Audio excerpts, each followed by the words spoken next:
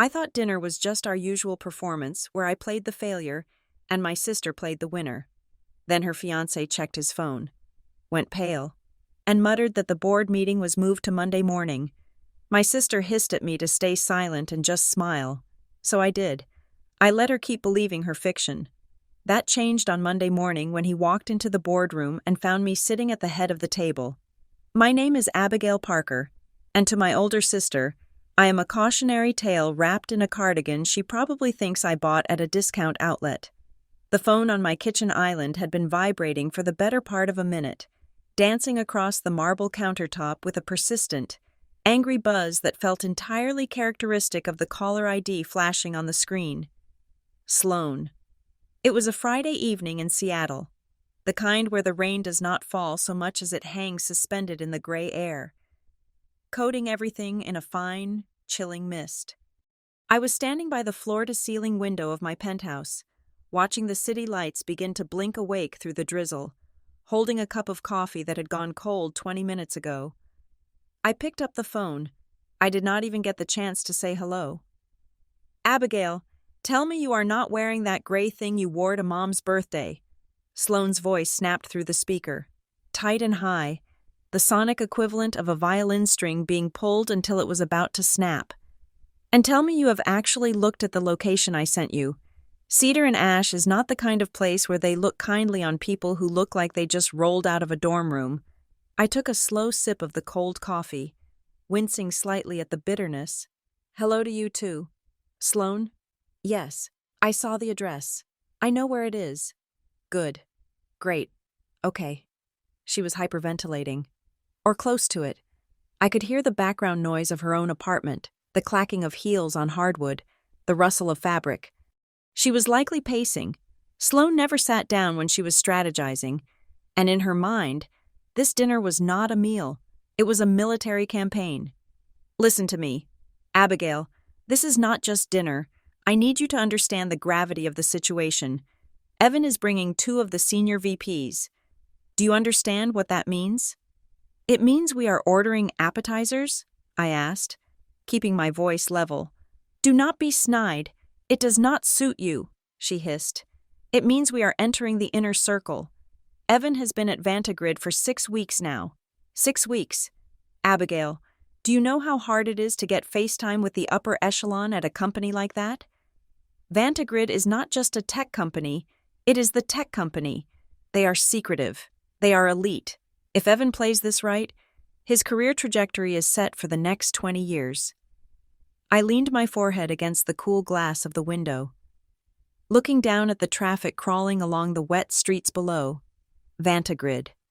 The name hung in the air between us, to the public. Vantigrid was the titan of cloud infrastructure and AI integration, a monolith of industry that moved markets with a single press release. To Sloane, it was a badge of honor, a shiny accessory she could pin to her lapel to prove that she had won the game of life. "I am happy for him. Sloane," I said, and I meant it, mostly. "I will be on my best behavior." "That is exactly what I'm worried about," she retorted. "Your version of best behavior usually involves sitting there like a ghost or, God forbid, talking about your projects."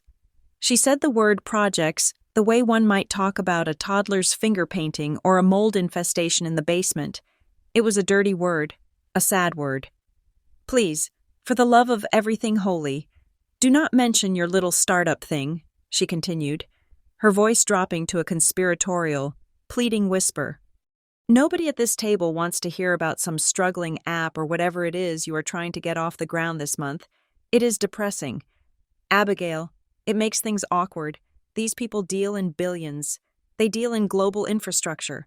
They do not want to hear about the struggles of the unemployed." "I am not unemployed. Sloane," I said softly, "you are self-employed, which is just a polite way of saying you are figuring it out." She cut over me, bulldozing through my defense as she had done for the last 30 years of our lives. "Look, I am not trying to be mean. I am trying to protect you, and protect Evan. He has worked so hard for this image. He is finally with the big dogs. Just let him shine, okay? Don't make it about you. Don't try to relate to them. Just nod, smile, eat your sea bass, and let us handle the conversation. I pulled the phone away from my ear for a second. Staring at the device, it was impressive, really. The narrative she had constructed was so complete, so fortified with reinforced steel, that nothing as fragile as the truth could ever penetrate it. To Sloane, I was the younger sister who had flamed out of the corporate track 3 years ago, the one who sat in coffee shops with a laptop dreaming, the one who needed pity and stern guidance. She did not know because she never asked. She never looked. She saw what she wanted to see. "I promise," I said, bringing the phone back. "I will be a wallflower. You won't even know I'm there." "Good. That is all I ask." She paused, and I heard her take a deep breath. "I just want this to be perfect. Evan is so stressed. He said there is a rumor about a board meeting being shuffled around, some big shakeup coming. So everyone is on edge. He needs to look stable. He needs to look like he has a stable, successful family behind him." My eyes drifted from the window to the kitchen island, where my tablet lay open next to my cold coffee. The screen was still glowing, displaying a secure email chain that I had been reviewing before she called. The subject line read, "Strategic Acquisition Proposal and Executive Restructuring." I walked over to the island and swiped a finger across the screen. Scrolling down the document, it was a dense, 300-page briefing regarding the acquisition of a smaller, high-velocity AI firm, a move that would consolidate market dominance for the acquiring party. The numbers in the margins were staggering. The acquisition price was set at $450 million. The restructuring plan involved the termination of 3 redundant departments and the promotion of a new executive operational tier. And at the very bottom of the document, in the signature block for the final authorization, was a blank line waiting for a digital signature. Below the line, the title was printed in clear, bold sans serif font, Chair of the Board. I looked at the header of the document. The logo was a stylized, sharp-edged V. Vantagrid. "Abigail, are you still there?" Sloane's voice jerked me back from the screen. "I'm here," I said. My heart rate had not climbed a single beat. It was a strange sensation, standing in the center of a storm that no one else knew was brewing. "I was just checking the time." "Well, check your closet instead," she ordered. "Wear something black, sleek, not that frumpy cardigan, and do something with your hair. You look like you have given up when you just let it hang there." I looked down at my attire. I was wearing a cashmere sweater that cost more than Evan's monthly rent. But because it didn't have a flashy logo plastered across the chest, Sloane assumed it was from a clearance rack. That was the difference between us. Sloane thought wealth shouted. I knew that true power whispered so quietly you had to lean in to hear it. "Black, sleek, got it," I repeated. I tapped the calendar icon on my tablet, minimizing the acquisition document. The week's schedule filled the screen. My finger hovered over the entry for Monday morning. Monday, 9 o'clock in the morning, full board session. Agenda: Ratification of Acquisition and Executive Review. Chair: Abigail Parker. It was sitting there, glowing in innocent blue pixels. The meeting that Evan was panicking about, the rumor he had heard. It wasn't a rumor, it was a summons, and he had no idea that the person who had called it was currently being told to fix her hair so she wouldn't embarrass him. "I have to go," Sloane said, her voice rushing now. "Evan is asking if I picked up the dry cleaning. Just be there at 7. Do not be late. And Abigail?" "Yes?" "Just try to look like you are doing okay. For Mom and Dad's sake, if not mine. They worry about you. You know. It stresses them out thinking about you drifting aimlessly while everyone else is moving forward." A dry, humorless laugh bubbled up in my throat, but I swallowed it down. "I appreciate the concern. Sloane, really, I will see you at 7. The line went dead. I set the phone down on the marble. The silence of the apartment rushed back in, heavy and luxurious. I looked around the room. The art on the walls was original, not prints. The furniture was custom. The view commanded the entire sweep of Elliott Bay. I had bought this place cash 2 years ago. 6 months after my failed startup, as Sloan called it, had quietly licensed its core proprietary algorithm to 3 of the largest defense contractors in the hemisphere. I wasn't drifting, I was steering the ship, but I had never corrected them.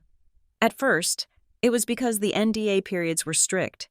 Then, it was because I was tired and didn't feel like explaining the technicalities of data sovereignty to a family that only understood success if it came with a corner office and a visible ID badge.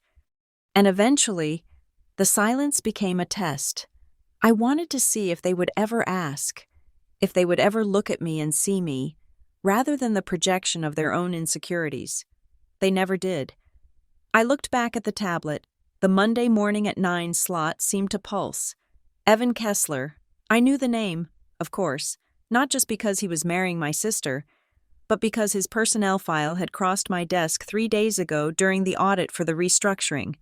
He was a mid-level manager in the product integration division. His performance reviews were adequate, bordering on good, but his peer evaluations noted a tendency to claim credit for collaborative work and a distinct lack of accountability when deadlines slipped.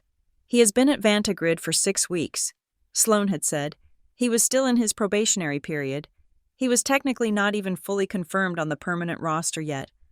And he was walking into a board meeting on Monday where the chair, me, was going to be asking very pointed questions about the efficiency of the product integration team. I reached out and tapped the screen, turning the tablet off. The reflection of my face stared back at me from the black glass. I didn't look like a failure. I didn't look like a winner either. I just looked like Abigail. "Don't ruin it," I whispered to the empty room, mimicking Sloane's voice. I stood up and walked to the closet. I pushed aside the gray cashmere and reached for the back, where the garment bags hung. I unzipped one, revealing a structured black blazer with a cut so sharp it could draw blood. It was the armor I wore when I had to walk into a room and fire people who thought they were untouchable. I wouldn't wear it tonight. Tonight, I would wear the soft, nondescript dress Sloane expected. I would wear the mask of the little sister who couldn't quite get her life together. I would sit at their table, eat their food, and let them explain the world to me. I would let Evan explain Vantigrid to me. I would let him tell me how terrifying the leadership was, how demanding the culture was, how important his role was. I would listen, I would nod, I would smile. Because Sloane was right about one thing. The board meeting had been moved up, but she was wrong about why. It wasn't a disaster, it was a reckoning. I checked the time on the microwave. It was 6 o'clock in the evening. I had an hour to transform into the disappointment they needed me to be. I walked to the bathroom to fix my hair, just enough to look presentable, but messy enough to look like I was struggling. It was an art form, really. The art of diminishing oneself so others could feel large. I had practiced it for years, but as I looked in the mirror, applying a shade of lipstick that was slightly too pale, I felt a strange thrill running through my veins. It was the thrill of the predator masquerading as the prey. "Monday morning," I said to my reflection. "Monday morning at 9, I grabbed my purse, made sure my phone was on silent, and headed for the door. The elevator ride down was smooth and silent. When the doors opened to the lobby, the concierge, a young man named David, looked up and smiled. "Good evening. Ms. Parker, your car is ready?" "No car tonight. David, I'll take a rideshare. I'm visiting family." He nodded understandingly. "Have a wonderful evening. Oh, and Ms. Parker? That package from the legal team arrived. I put it in your secure locker." "Thank you. I'll pick it up later." I stepped out into the Seattle rain. It was cold, but I didn't feel it. I pulled my coat tighter around me, not for warmth, but to hide the tension in my shoulders. The ride to Cedar and Ash would take 20 minutes. 20 minutes to prepare for 2 hours of humiliation. But it was fine. I could endure 2 hours. I could endure the pitying looks and the backhanded compliments. I could endure Evan's arrogance and Sloane's anxiety, because in 48 hours, the game would change. In 48 hours, the curtain would rise, and for the first time in my life, my family wouldn't be the audience watching me fail. They would be the subjects watching me rule. The rideshare pulled up. I got in, took a deep breath, and told the driver the address. As we merged onto the highway, seeing the lights of the city blur into streaks of gold and red, I allowed myself one final, private smile. "Let's go see the elite," I whispered. Cedar and Ash was less a restaurant and more a staging ground for the socioeconomic anxieties of the Pacific Northwest. The interior was a cavern of reclaimed timber and aggressive minimalism, designed to make you feel that by paying $60 for a piece of salmon, you were participating in an act of ecological conservation.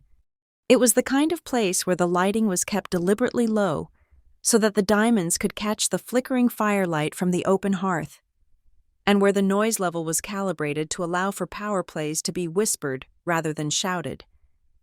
I arrived 15 minutes early. Punctuality was a habit I had never managed to break, even when I was trying to role-play as someone whose life was a chaotic mess. I sat at the bar, nursing a sparkling water with a twist of lime, and watched the patrons. It was a sea of Patagonia vests over bespoke dress shirts, a uniform that screamed approachable wealth. These were people who wanted you to know they had money, but also that they hiked on weekends. Sloane swept in at exactly 7 o'clock. She was wearing a dress that looked simple, but was structured with architectural precision, the kind of garment that refused to wrinkle even under duress. Her eyes scanned the room with the frantic intensity of a radar dish seeking an incoming missile, and when they landed on me, her shoulders dropped a fraction of an inch. Not in relief, but in resignation. She walked over, her heels clicking a sharp staccato against the polished concrete floor. She did not hug me. She stopped 2 feet away and tilted her head, inspecting my outfit as if I were a piece of furniture that had been delivered in the wrong upholstery. "Is that the dress?" she asked. Her voice was low, pitched to ensure the bartender could not hear her disappointment. "It is," I said, smoothing the fabric of my skirt. "It is black, it is clean." I thought it met the criteria. Sloane let out a sigh that seemed to deflate her entire posture. It was a sound I had known since childhood, a specific exhalation reserved for my grades, my boyfriends, and now, my existence. "It is fine. Abigail, it is just very safe. It screams invisible, but maybe that is for the best tonight. We do not want to draw focus." She gestured for me to follow her to the table. As we walked through the dining room, she leaned in close, her breath smelling of mints and nerves. "So," she said, keeping her eyes fixed on the host stand ahead, "how is the job hunt going? Any leads?" I opened my mouth to speak, to perhaps offer a vague platitude about networking, but she cut me off before I could form a syllable. "Actually, do not answer that," she said, her voice dripping with a toxic blend of pity and affection. "I know it is hard out there. You are probably still just figuring things out. It is okay. Not everyone finds their footing immediately. Just do not mention the struggle to Evan's friends, all right? They thrive on competence." We reached the table. It was a prime spot, circular and semi-private, near the wine wall. Sloane checked the place settings, moving a fork a millimeter to the left, adjusting a napkin. She was vibrating with tension. "They are here," she whispered. I turned to see Evan walking through the entrance, flanked by 2 other men. They moved as a phalanx, occupying more space than was physically necessary. Evan looked the part of the rising tech star. He was handsome in a generic, polished way, with hair that had been styled to look like he hadn't styled it, and a suit that fit him a little too perfectly. He was laughing at something one of the other men said, a loud, confident bark of a laugh that announced his arrival to the room. When he saw Sloane, his face brightened, but his eyes did a quick sweep of the surrounding tables first. He was checking who was watching him be greeted. "Sloane," he said, leaning in to kiss her cheek. "You look incredible." "You made it," Sloane said, her hand resting possessively on his arm. "I was worried about the traffic from the city." "Traffic is for people who don't know the back routes," Evan joked, winking at the man to his left. He turned to me, his smile dimming by about 30%. "And Abigail, good to see you. Thanks for coming out." "Hello, Evan," I said. "Let me introduce the Brain Trust," Evan said. gesturing to his companions. This is Marcus, Senior Director of Architecture, and Brent, who basically runs the back end for the Western region. Marcus and Brent gave me curt nods. They were clones of Evan, perhaps 5 years older, with slightly more expensive watches. We all sat down, the leather of the booth creaking under the weight of so much collective ego. The conversation started fast and stayed shallow. It was a game of linguistic tennis, where the ball was jargon and the net was the collective net worth of the table. They talked about scalability, about vertical integration, about the impending death of legacy systems. I sat quietly, sipping my water, dissecting their sentences. Marcus was the loud one. He ordered a bottle of Cabernet that cost $300 without looking at the wine list, declaring it drinkable. "So, Evan tells us you are in the creative space," Brent said to me after the appetizers arrived. He didn't look at me. He was busy dissecting a scallop. "Something like that," I said. "She is looking for her next opportunity," Sloane interjected quickly, her hand finding my knee under the table and squeezing hard. "Abigail takes her time finding the right fit. She is very particular." "Smart," Brent said, though his tone suggested the opposite. "Market is brutal right now. If you are not in big tech, you are basically roadkill. We see these little startups popping up every day. Cute little apps, little platforms. They think they are disrupting the industry," he chuckled, wiping sauce from his lip. "They are just RD for us. We watch them. We let them bleed cash, and then we swallow them whole. It is the circle of life." Sloane looked at me. Her eyes were pleading. "See?" they said. "This is reality. You are the roadkill." I took a bite of my salad. "Is that right?" I asked Mildy. "So Vantigrid buys a lot of companies?" "Constantly," Evan said, eager to jump back into the center of the conversation. "Actually, that is part of the stress this week. The acquisition rumors are flying. Management is tight-lipped. But you can feel the vibration in the floorboards." "Evan is under so much pressure," Sloane told the table, her voice thick with pride. "He has been working until 9 or 10 every night." "It is the culture," Evan said, shrugging with false modesty. "You either sprint or you die, especially with the new leadership structure. The board is terrifying. They say the chair runs the meetings like a tribunal." I lowered my fork. "A tribunal?" "Oh, absolutely," Evan said. He leaned in, lowering his voice as if sharing state secrets. "The big boss? Total enigma. Very principles-driven, which is code for ruthless. I heard that the board meeting was moved up to Monday morning. That is a red alert. You do not move a board session to a Monday morning unless heads are about to roll or a check is about to be signed. Monday morning is standard for quarterly reviews, isn't it?" I asked. It was a slip. I shouldn't have known that. Evan laughed, a condescending sound that grated against my nerves. "In a normal company, maybe at Vantigrid, the board meets on Thursdays. Moving it to Monday means emergency. It means panic." He took a large gulp of wine. "I have only been there a month and a half, and I can already tell who the killers are. I had to send a report up the chain yesterday, straight to the top. I almost didn't send it because the system is so convoluted. I am still waiting on my clearance for the legacy servers. If you can believe that." I paused. My hand froze on the stem of my water glass. "You do not have clearance for the legacy servers?" I asked. "Not yet," Evan said, waving a hand dismissively. "IT is backed up. I had to ask a buddy to pull the data for me so I could finish the slide deck. But the point is, I got it done. I sent it right to the Chief Operations Officer." I blinked. "The COO?" "Yeah," Evan said. "He is the one who preps the chair, right? Everything goes through him." I looked at him, really looked at him. The confidence, the swagger, the $300 wine. The reporting structure at Vantigrid was public knowledge to anyone who read the annual report. But internally, it was rigorous. The product integration team, Evan's team, did not report to the COO. They reported to the VP of product, who reported to the Chief Strategy Officer.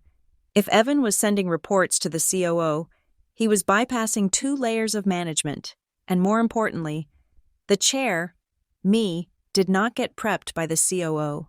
I got prepped by the general counsel and the CEO. The COO was usually the one sweating across the table from me. That sounds complicated, I said softly. It is a jungle, Evan said, looking satisfied that he had silenced me with his corporate war story. But you learn to navigate it. You just have to know whose ring to kiss.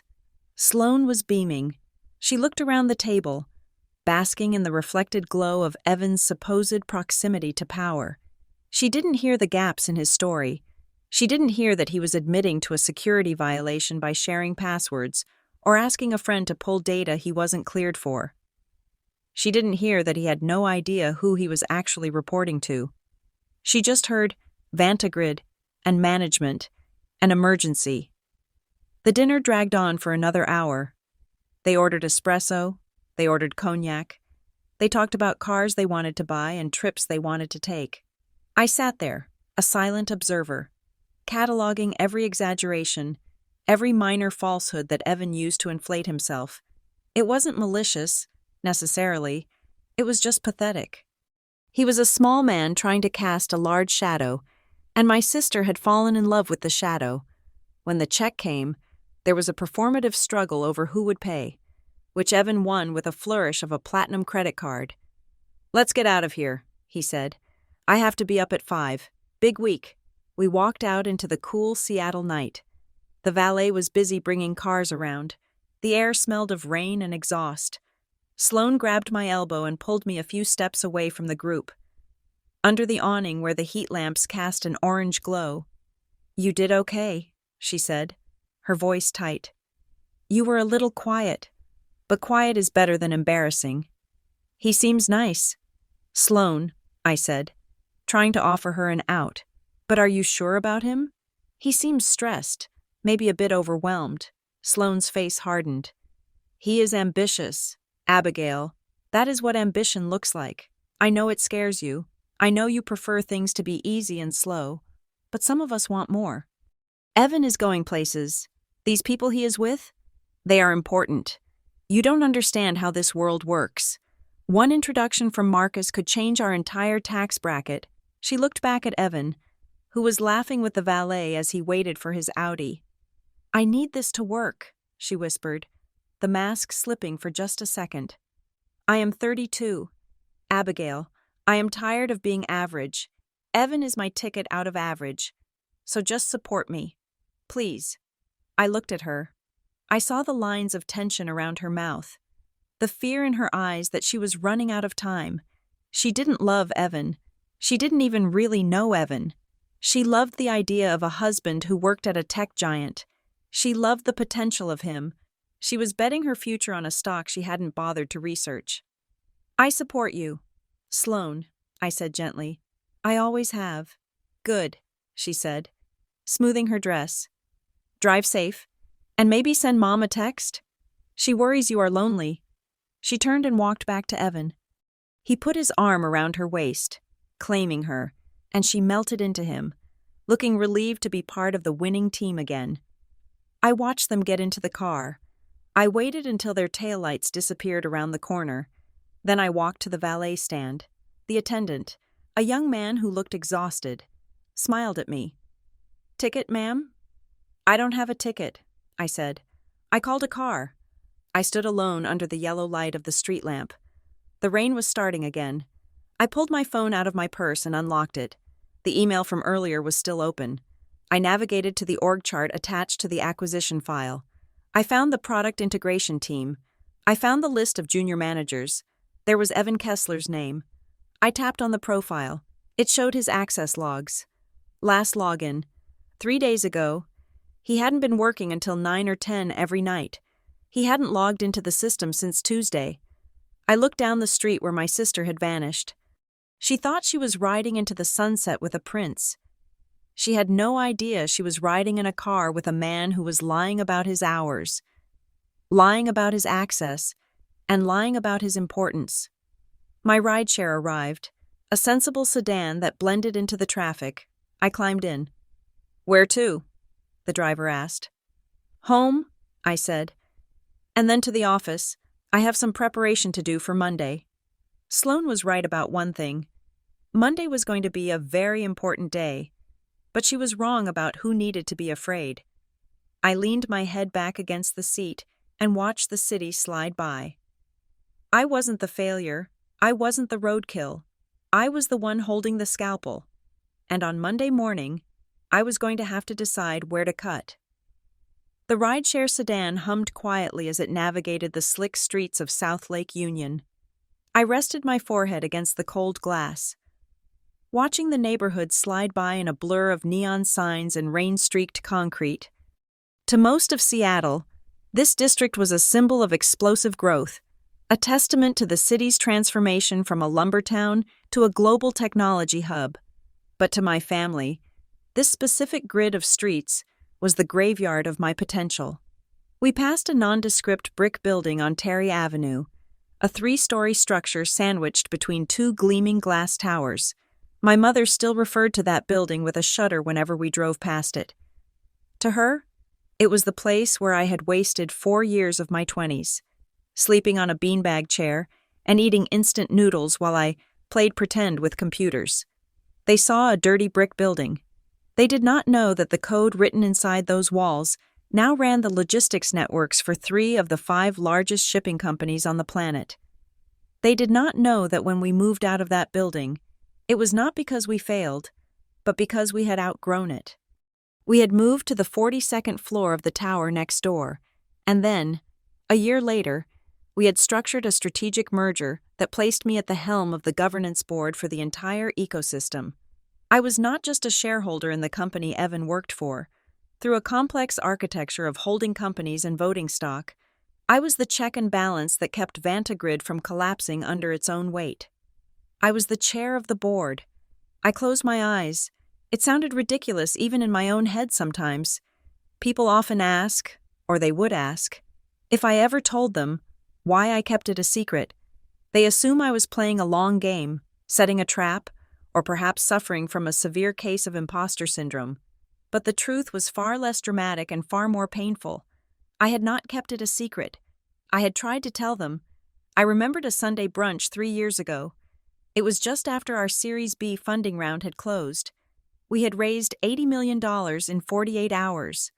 I was vibrating with adrenaline, sleep-deprived and euphoric.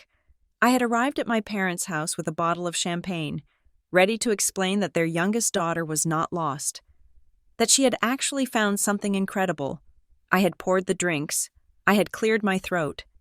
"Mom, Dad, I have news," I had said, grinning until my face hurt. "The company just closed a major deal. We are valued at—" "Oh, Abigail. Honey, hold that thought," my mother had interrupted, her eyes darting to the hallway where Sloane was entering. "Sloane is here. She just had the most awful week. Her manager was so rude to her about a scheduling conflict. Let's not talk about money or business right now, okay? It makes her feel bad about her salary. We need to be supportive." I had frozen. The number 300 million died in my throat. "But this is important," I had whispered. "We know you are working hard on your project," my father had said, patting my hand with that heavy, suffocating kindness. "And we are proud of you for trying. But Sloane needs us right now. Real jobs are stressful. Abigail, you will understand when you get one." I had corked the champagne.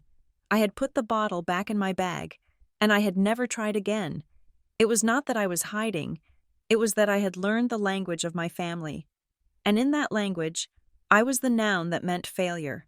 Any evidence to the contrary was treated as a grammatical error, something to be ignored or corrected until it fit the sentence they wanted to speak. If I told them I was a chairwoman, they would hear secretary. If I told them I owned the company, they would hear receptionist. They loved me. I knew that, but they loved a version of me that needed them. They did not know how to love a version of me that could buy and sell their entire reality. The car stopped in front of my building. I thanked the driver and went up to the penthouse. Sunday morning arrived with the gray, muted light typical of the Pacific Northwest, while Sloane was likely sleeping in, or perhaps brunching with Evan and agonizing over wedding venues. I was at my desk by 6 o'clock in the morning. The transition was physical. I tied my hair back. I put on my reading glasses. The diffident, soft-spoken sister evaporated, replaced by the woman who had stared down venture capitalists and hostile takeover attempts. My study was lined with whiteboards, but today I was focused on the encrypted server. The board packet for Monday was dense. The primary agenda item was the acquisition of a smaller competitor, a move that would consolidate our market share in the chaotic sector of generative AI. But the secondary item was the one that required my full attention, the IPO roadmap. We were preparing to take a subsidiary public, a move that would generate billions in liquidity but required absolute operational transparency. And that was where Evan came in. My executive assistant, Naomi, had sent over the final attendance list for the board session. I pulled it up on the left monitor. Attendees, board of directors, C-suite executives, legal counsel, external auditors, and then, at the bottom, a new section, departmental observers. This was a new initiative I had approved myself. The idea was to bring in high-potential managers from the operational floor to observe governance in action, to groom the next generation of leadership. It was supposed to be a reward for excellence. I scanned the names. Evan Kessler, product integration lead. I stopped scrolling. I sat back in my chair, taking a sip of hot black coffee. It was almost funny. Evan had been selected as a high-potential observer. That explained his arrogance at dinner. He thought he had been invited to the inner sanctum because he was special. He did not realize that the observer program was often used to stress test managers, to see if they would crack under the pressure of high-level scrutiny, but there was a deeper question gnawing at me. How did he not know? I opened the HR database. I had the highest level of clearance in the company. I typed in his name, Evan Kessler. I pulled up his offer letter, signed 6 weeks ago. There it was, at the top of the page, the letterhead, Vantagrid, Strategic Holdings, Office of the Chair, Abigail Parker. My name was right there. It was in 12-point font in the header. It was in the footer as the ultimate signatory authority, though the operational hiring manager had signed the actual line. I zoomed in on the document on my screen. How could someone sign a contract that dictated their salary, their benefits, and their non-compete clauses, and not notice the name of the person who ran the company? Then I remembered the dinner. I remembered how Evan spoke to the waiters. I remembered how he spoke to me. Evan Kessler was a man who only looked up. He looked at the people he thought could give him something. He looked at the CEO. He looked at the investors.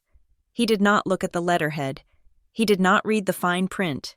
To him, the office of the chair was just administrative noise, a stamp on a piece of paper.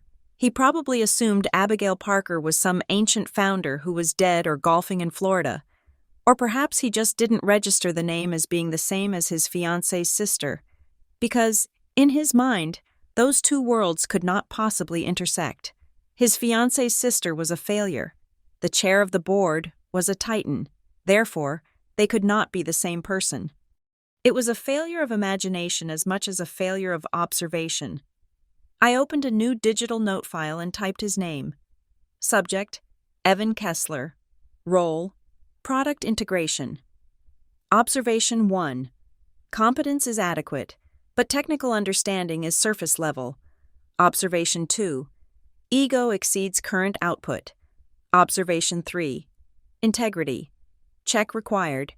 Potential security bypass issues mentioned casually in social setting. I stared at the last line. That was the chairwoman speaking. The sister in me wanted to warn him.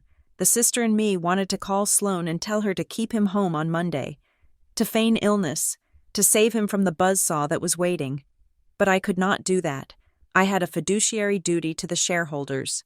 If Evan was bypassing security protocols to impress his bosses, as he had bragged at dinner, he was a liability. If he was lying about his access levels, he was a risk. I closed the file. The rain lashed against the window. Harder now. I spent the rest of Sunday refining the questions I would ask the leadership team. I memorized the financials. I reviewed the legal risks. By the time the sun went down, turning the skyline into a jagged silhouette of black and amber, I was ready. I stood up and stretched, my back popping. I walked to the window and looked out toward the cluster of lights where the Vantagrid headquarters stood. Tomorrow morning. The elevator would open on the top floor. Evan would walk in, adjusting his tie, rehearsing his opening lines, desperate to impress the faceless powers that controlled his destiny. He would be looking for a suit. He would be looking for a man, or perhaps an older woman with gray hair and a stern demeanor. He would scan the room. He would ignore the administrative staff. He would ignore the legal aides. He would look to the head of the table. And for the first time in the 2 years he had known me, he would actually have to see me, not the silhouette he ignored at dinner. Not the prop in Sloane's life script, but me. "Good luck, Evan," I whispered to the glass. I turned off the lights in the study. The darkness felt welcoming. I went to bed early. I needed to be well rested. After all, it is exhausting to destroy someone's reality, even if they built it on a foundation of sand. Monday morning in Seattle arrived not with a roar, but with a persistent, rhythmic drumming against the glass. A gray curtain that seemed to mute the entire city. I woke up at 5 o'clock. By 6. I had finished my final review of the due diligence reports. By 7. I was standing in front of my mirror. Sloane would have expected me to be wearing something soft, perhaps a pastel blouse that apologized for taking up space. Instead, I put on a suit that I had commissioned in Milan 3 months ago. It was midnight blue, a shade so dark it absorbed the light around it. Cut with a razor-sharp silhouette that offered no hiding places, I wore no necklace. I wore no earrings. My watch was a vintage piece with a leather strap, understated and worth more than Evan's car. Real power does not need to sparkle. Real power is the ability to walk into a room and have the atmosphere change simply because you are there. I took a car to the financial district. The Vantagrid Tower pierced the low-hanging clouds, a monolith of steel and tempered glass that dominated the skyline. As the car pulled up to the private executive entrance around the back, I felt the familiar shift in my demeanor. Abigail the sister, the quiet, accommodating failure, stayed in the back seat. Abigail the chair stepped out onto the pavement. The security team nodded as I passed. They did not ask for ID. They held the door, their expressions respectful and alert. I walked across the lobby, the heels of my boots striking the marble floor with a sound that echoed like a metronome setting the tempo for the day. The private elevator whisked me to the 42nd floor in silence. When the doors slid open, the air was different. It was cooler, filtered, smelling faintly of ozone and expensive espresso. Naomi, my executive assistant, was waiting at her desk outside the boardroom double doors. She was a woman of terrifying efficiency who could dismantle a CEO's ego with a single calendar invite. "Good morning, Ms. Parker," she said, handing me a tablet. "We have full attendance. The coffee is hot. The mood is tense." "How tense?" I asked, taking the device without breaking stride. "Palpable," Naomi replied. "The rumors about the acquisition leaked over the weekend. The stock is up 2% in pre-market trading. But the board is jittery. They want reassurance. Item number 1 is the vote on the acquisition of Helix Dynamics. Item number 2 is the IPO roadmap for the subsidiary." She paused, her eyes flickering toward the closed doors. "And the observers are seated," she added. 4 of them. They are in the gallery section at the far end. The product integration representative, Mr. Kessler, arrived 20 minutes early. He seems energetic. "Energetic," I repeated, tasting the word. "Let us see how long that lasts. Shall I announce you?" "No," I said. "I will walk in." I stood before the heavy mahogany doors. I took a single, deep breath. This was the threshold. On one side lay the lies my family told themselves to sleep at night. On the other side lay the truth. I pushed the doors open, the conversation inside cut off instantly. It was as if someone had severed the audio cable to reality. 12 men and women, captains of industry who controlled billions of dollars in capital, turned in their swivel chairs to face the entrance. I walked into the room. The boardroom was vast. dominated by a table made of a single slab of reclaimed walnut that seemed to stretch for miles. At the far end, floor-to-ceiling windows framed the weeping gray sky. I moved with a steady, predatory grace toward the head of the table. I did not look at the gallery yet. I kept my eyes fixed on the empty leather chair at the helm. "Good morning, everyone," I said. My voice was not loud, yet it carried to every corner of the room, bouncing off the glass walls. I reached the head of the table and placed the tablet down on the walnut surface. Then, I finally looked up. I scanned the faces of the board members, acknowledging nods from the CEO, Marcus Thorne, a tight smile from the general counsel, and then I let my gaze drift past them, over their heads, to the 4 chairs arranged against the back wall. The observers. 3 of them were looking at me with a mixture of awe and nervousness, clutching their notebooks, and then there was Evan. He was mid-smile, likely whispering a witty comment to the observer next to him. He was wearing his best navy suit, a tie that was slightly too bright, and an expression of confident boredom. His eyes met mine. The smile did not fade immediately. It lingered for a fraction of a second, a ghost of his arrogance, before his brain processed the visual data it was receiving. I watched the realization hit him like a physical blow. His eyes widened, his jaw went slack. The color drained from his face so rapidly I thought he might faint.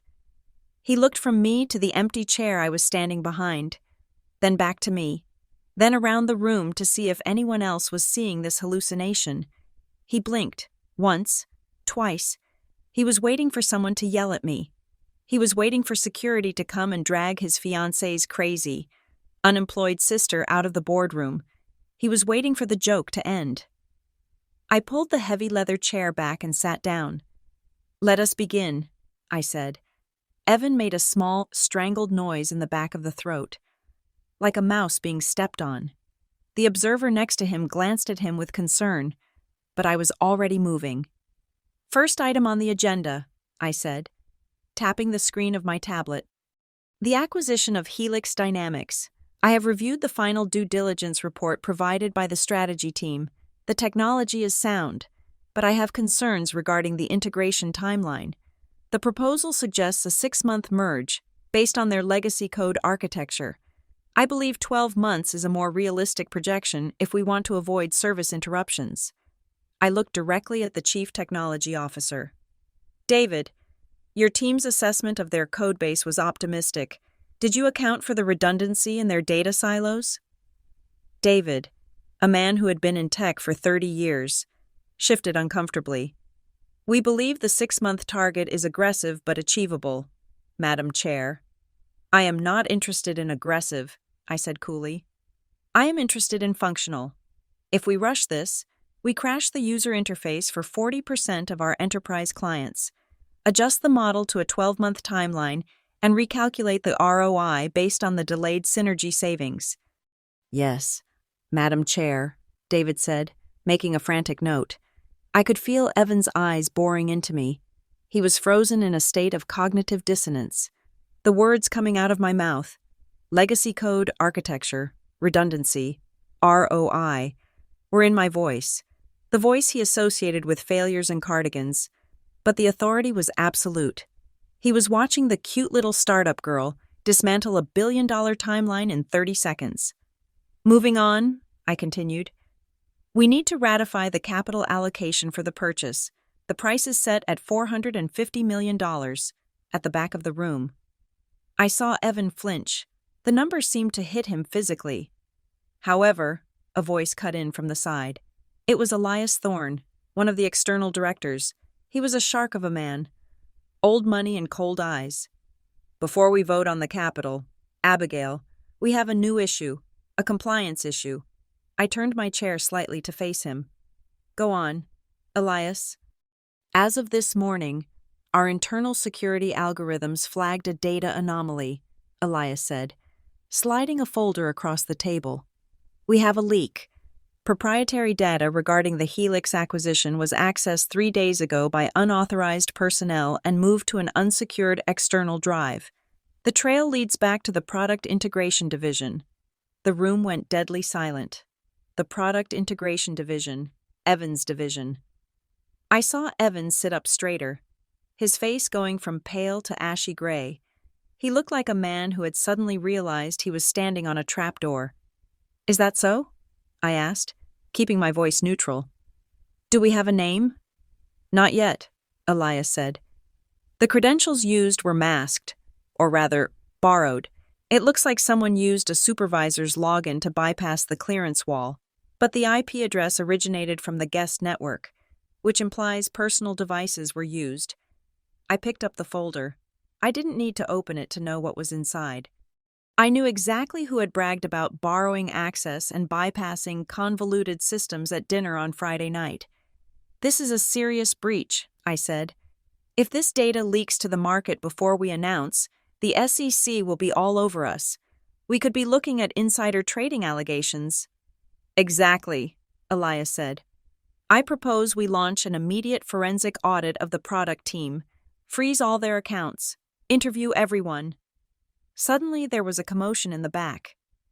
Evan stood up. He didn't mean to. I don't think. It was a reflex, a spasm of panic. He was the rising star. He was the one who knew the big boss. He thought he could explain. He thought his charm, which worked on Sloan, would work here. "Actually," Evan said, his voice cracking, "if I could just add some context." The entire room turned to look at him. The silence was heavy enough to crush a diamond. Evan looked at the board members. Then he looked at me. His eyes were pleading. He was looking for Abigail, his future sister-in-law. He was looking for an ally. "I believe there might be a misunderstanding about the protocols," he stammered. "Sometimes, to get the job done, the team has to improvise." I stared at him. I did not blink. I did not smile. "Sit down, Mr. Kessler," I said. It was not a request. It was an order. "I just meant," he started.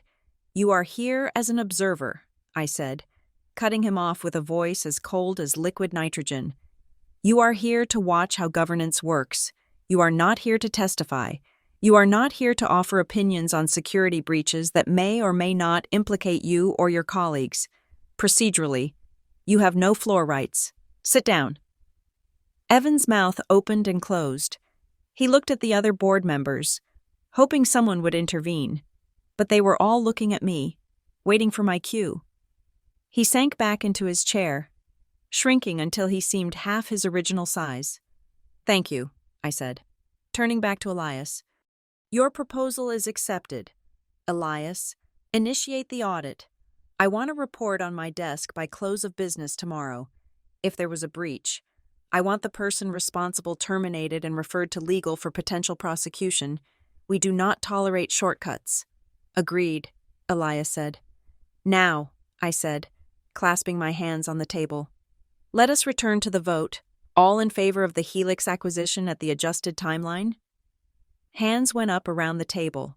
Opposed? Silence. "The motion carries," I said. "Next item, the IPO." For the next hour, I ran the room. I challenged the CFO on his liquidity ratios. I questioned the marketing strategy. I was relentless. I was precise. I was everything Sloan had told Evan I wasn't. And every time I looked up, I saw Evan watching me. The look on his face had changed.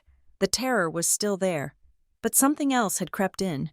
It was a profound, disorienting realization. He was looking at me, really seeing me, for the first time. He wasn't seeing the girl in the gray cardigan anymore. He was seeing the person who signed his paychecks. He was seeing the person who could snap her fingers and end his career. He realized that the entire narrative of his relationship with Sloan, the power dynamic where they were the winners and I was the loser, had been a lie. He wasn't the protagonist of this story. He was just an extra in mine. As the meeting drew to a close, I stood up. The board members stood with me. A sign of respect. "Thank you, everyone," I said. "We have a lot of work to do." Dismissed. The executives began to file out, chatting amongst themselves.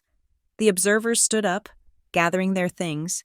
Looking shaken by the intensity of the session, Evan moved slowly, like a man waking up from a coma. He packed his notebook. He hesitated, looking toward the head of the table where I was gathering my files. He wanted to approach me. I could see the conflict in his body language. He wanted to come over and say what? Hi, Abigail, good job. Please don't fire me. I looked up and locked eyes with him one last time. I gave him a small, polite nod, the kind you give to a stranger you pass in a hallway, a nod that acknowledged his existence but promised him absolutely nothing. Then I turned my back on him and walked toward the private exit door at the front of the room. Naomi, I said as I walked out, knowing she was right behind me. Get the legal team ready and tell security to flag Evan Kessler's badge. I want to know every time he enters or leaves the building starting now. Understood, Naomi said. I walked down the corridor, the adrenaline fading into a cold, hard resolve. The first domino had fallen. The sound of it hitting the floor was deafening. But only Evan had heard it. By tonight, everyone else would hear it too. The silence of the elevator ride back to my office was the last moment of peace I would experience that day. As the doors slid shut, sealing me in the quiet, pressurized box, I reached into my blazer pocket and retrieved my phone. I had turned it off before entering the boardroom, a standard protocol I insisted on for all members, but now, as the screen flickered to life, it vibrated so violently against my palm that it felt less like a communication device and more like a live grenade counting down to detonation. The notifications cascaded down the screen in a relentless digital waterfall. 47 missed calls, 82 text messages, 12 voicemails. The names attached to the chaos were exactly who I expected. Yet seeing them stacked on top of one another induced a familiar, tight ache in my chest. Sloan, Mom, Sloan, Dad, Sloan, unknown number, Sloan. I walked past Naomi's desk, ignoring the sympathetic wince she gave me, and stepped into my private office. I threw the phone onto the leather blotter of my desk and stared at it. It buzzed again, dancing across the leather, demanding to be heard. I sat down and tapped the screen, scrolling through the wreckage. The first text from Sloan had come at 10:15 in the morning, roughly 5 minutes after I had dismissed the board meeting. Sloan. Evan just called me. He is hyperventilating in the bathroom. What did you do? Sloan. Answer me. Abigail. Sloan. He says you were sitting in the chair's seat. He says you ran the meeting. Is this some kind of sick prank? Did you sleep with someone to get access to the room? Tell me right now. Then, 20 minutes later, the tone shifted from confusion to nuclear rage. Sloan. You knew all along. You sat at dinner and let us talk, and you did not say a word. Emily. From HR just texted Evan asking if he knew the chairwoman was his future sister-in-law. Everyone knows. You made me a joke. Sloan. I am literally shaking. Do you have any idea how bad this makes me look? I told everyone you were unemployed. I told them you were a mess. Now they think I am a liar or an idiot. Which one did you want me to be? Abigail? I rubbed my temples. She wasn't angry that I had lied. She was angry that my truth had exposed her fiction. She wasn't asking about my career, or how I built it, or why I kept it quiet. She was calculating the damage to her own social credit score. I scrolled down to my mother's messages. They were shorter, typed with the clumsy, index finger precision of someone who found touchscreens baffling. Mom. Abigail? Evan called your father. He was crying. He said something about you firing people? I do not understand. Dad says you are a chair? Is that a furniture business? I thought you were doing computers. Mom. Please call home. Sloan is screaming in the background. We are very confused. Are you in trouble? Do you need money? I close my eyes. Even now, with the evidence of my success creating a literal earthquake in their lives, her default setting was to assume I needed a bailout. Do you need money? It was almost sweet in its consistency. They could not conceive of a world where I was the provider.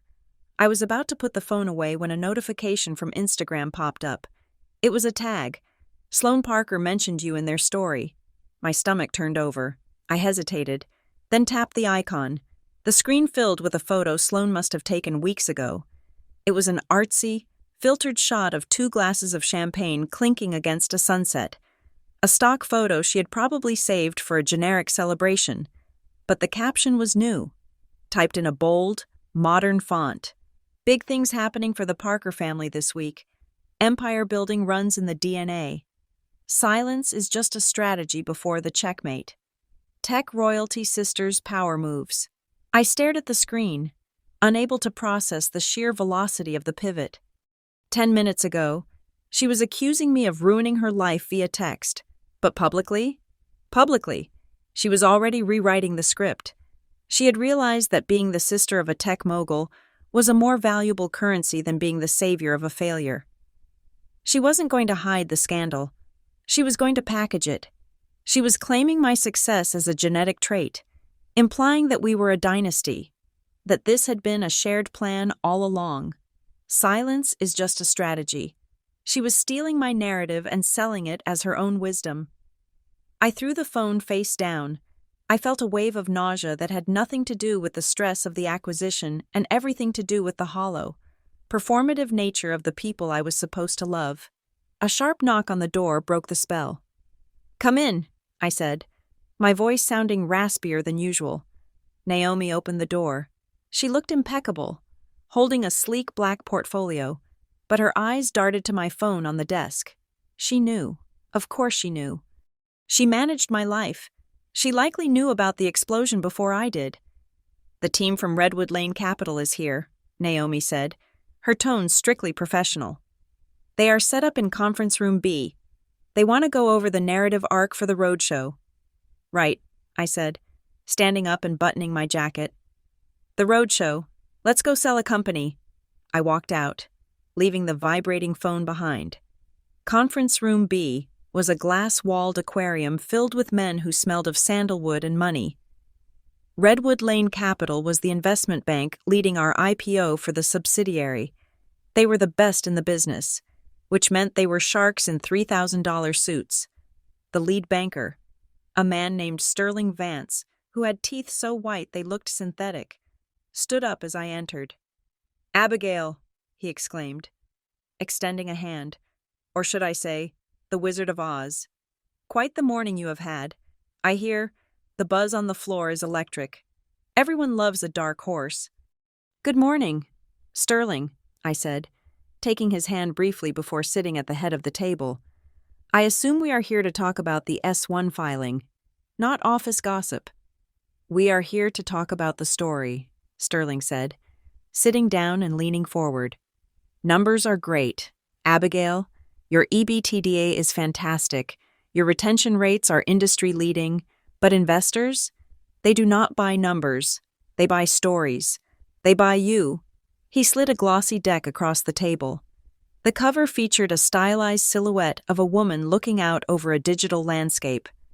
"We want to pivot the marketing strategy," Sterling continued, his hands moving in the air as if shaping an invisible sculpture. "The market is tired of the bro-culture tech genius. They want something fresh. We want to sell the hidden genius, the woman who built a kingdom in the shadows while the men were too busy talking to notice. It is feminist. It is gritty. It is cinematic. We want to put you on the cover of Forbes. The silent titan. It will drive the valuation up by at least 15%. I looked at the deck. I looked at the silhouette. It looked nothing like me. It looked like a superhero. "No," I said. The room went quiet. Sterling's smile faltered. "Excuse me?" "I said no," I repeated, pushing the deck back toward him. "I am not a mascot, Sterling, and I am not a morality play about gender dynamics in Silicon Valley. I am a software engineer who understands logistics better than anyone else in this hemisphere. That is what we are selling. We are selling the algorithm. We are selling the efficiency." "But the human element," Sterling tried to interject. "The human element is that I hired the best people and I let them work." I cut him off. "I do not want profiles in Vogue. I do not want tear-jerking segments on morning shows about how hard it was to be underestimated. I do not care if they underestimate me. In fact, I prefer it. It makes them easier to acquire. I leaned forward, resting my elbows on the table. We sell the product. We sell the scale. If you try to turn my life into a soap opera to sell stock, I will find another bank. There are plenty of firms on Wall Street who would kill for this commission. Do not make me call them. Sterling stared at me for a long moment. He was assessing me, looking for the crack in the armor, the part of me that secretly wanted the fame. He didn't find it. Okay, he said slowly, closing the folder. Okay, product first, scale first. We can work with that. Good, I said. Now, let us look at the pricing tiers for the institutional round. The meeting lasted another 90 minutes. It was grueling, technical, and entirely devoid of emotion, which was exactly how I liked it. By the time the bankers left, looking slightly battered but respectful, the rain outside had intensified into a downpour. I walked back to my office, my head throbbing. I had successfully defended my company from being turned into a reality show, but I knew I couldn't defend my private life from the same fate. Sloane's Instagram post was just the beginning. Naomi was waiting for me at my door. She held a tablet against her chest, her expression guarded. "You have a visitor," she said softly. "I'm not taking visitors. Naomi, I have to review the audit logs." "He is not in the lobby," Naomi said. "He is outside the secure perimeter. He has been standing there for 45 minutes. Security tried to move him along, but he insisted he had a family emergency. He says he needs 5 minutes. He says it is life or death." I stopped. "Who?" But I already knew. "Evan Kessler," Naomi said. "He is not wearing his badge. Security confiscated it when the audit freeze went into effect an hour ago. He looks unwell." I walked past her and into my office, moving to the window that looked down on the plaza. It was 42 stories down, so the people were just specks, but I could see him, a solitary figure in a soaked navy suit, standing near the fountain, looking up at the tower. He looked small. He looked like he had been stripped of the invisible armor that arrogance provides. "Life or death," I murmured. "He said he knows he messed up," Naomi added from the doorway. "He said he does not care about the job anymore. He just wants to talk to Abigail. Not the chair, just Abigail." I looked at the rain streaking the glass, distorting the world outside. It was a clever line. Just Abigail. He knew that was my weak point. He knew that for 30 years, all I had wanted was to be treated like a person, not a prop. Now, suddenly, when he had lost everything else, he was willing to offer me that basic courtesy. "Tell security to let him in," I said, not turning away from the window. "Bring him up to the private conference room. Not here. I do not want him in my workspace." "Are you sure?" Naomi asked. "We can have legal present." "No legal," I said. "Just us." "Okay," Naomi said. She hesitated for a second. "Abigail? For what it is worth, I think you are being more generous than he deserves." "I am not being generous, Naomi," I said, watching the gray clouds swirl around the neighboring skyscrapers. "I am just curious." She closed the door, leaving me alone in the silence. I walked over to my desk and picked up my phone again. The notifications had not stopped. There were new texts from my father, demanding I fix this mess so the family could have peace. There were screenshots from friends sending me Sloane's posts. I turned the phone off completely. I stood there for a moment, listening to the hum of the building, the air conditioning, the distant servers, the heartbeat of the empire I had built. I should have felt triumphant. I had won. I had revealed the truth, silenced the doubters, and proven my worth 1,000,000,000 times over. But as I looked at the empty chair opposite my desk, I didn't feel like a winner. I felt an old, familiar weight settling in my chest. It was the heavy, damp sadness of realizing that even when you win, you lose something. I had forced them to see me. Yes, but they still didn't know me. They only knew the power I held over them now. Sloane was spinning a story. Evan was begging for a lifeline. My parents were worried about their reputation. None of them had asked if I was happy. I straightened my blazer, smoothing the invisible creases. I checked my reflection in the dark glass of the window. The woman staring back was strong. She was formidable. She was the chair. 5 minutes, Evan, I whispered to the reflection. You get 5 minutes to tell me the truth. Do not waste them. I turned and walked toward the door, ready to hear what a man sounds like when his world has ended, and he realizes the person holding the detonator is the one he forgot to say hello to at dinner. The private conference room was a glass box suspended above the city, designed for conversations that needed to remain off the record. It had no windows that opened, no recording devices, and a soundproofing system that turned the screaming wind outside into a dull, rhythmic thrum. I sat on one side of the slate-gray table. Evan sat on the other. He looked like a man who had aged 10 years in 10 hours. The polished, arrogant tech executive from Friday night had dissolved. In his place was a man in a rumpled suit, his tie loosened, his eyes rimmed with the red irritation of sleeplessness. His hands were clasped so tightly on the table that his knuckles were white, as if he were trying to physically hold himself together.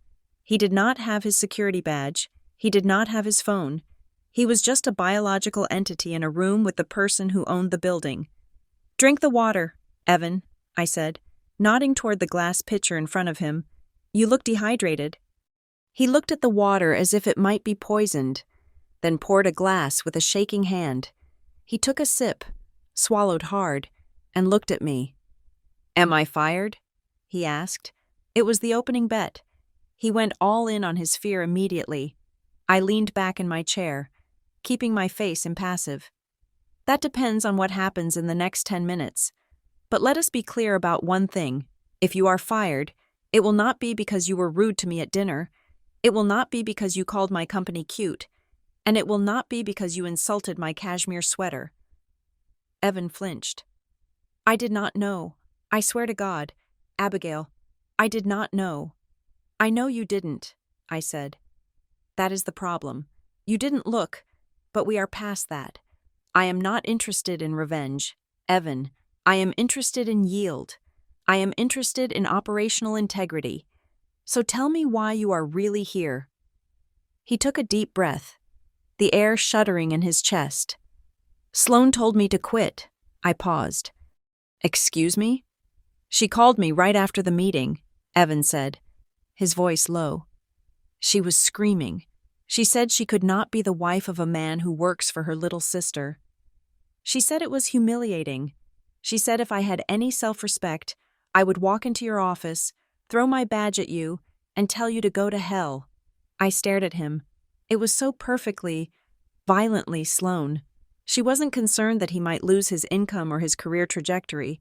She was concerned with the optics of subordination. "And yet," I said, "you are here, asking to talk. You are not throwing your badge."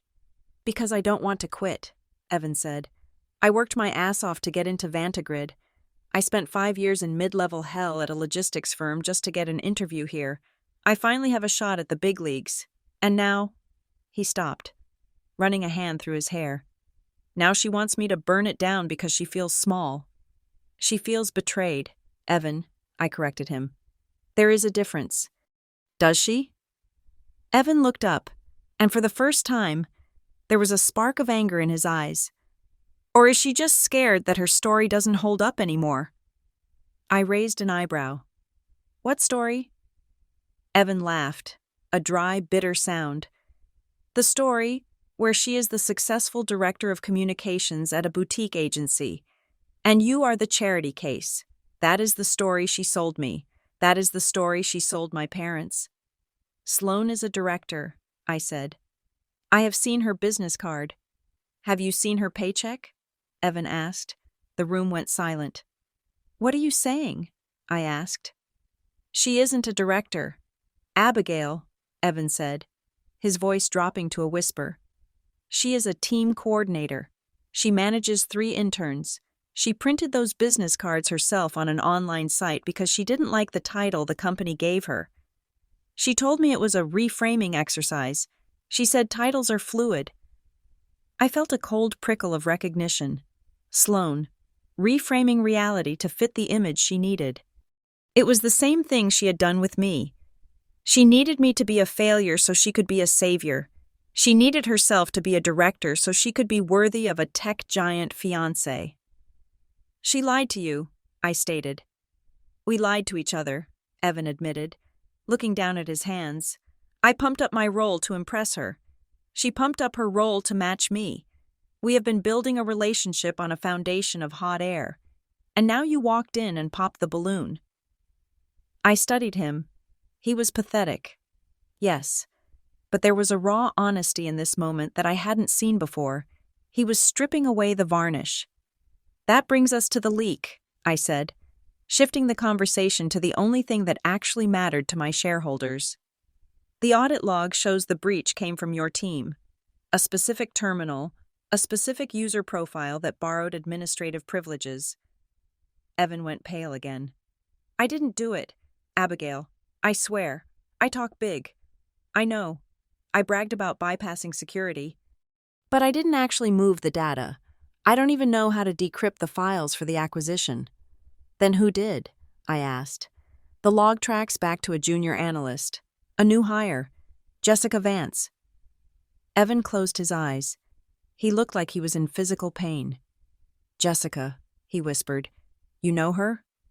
I hired her, Evan said. 3 weeks ago. Why? I asked. Her resume was thin.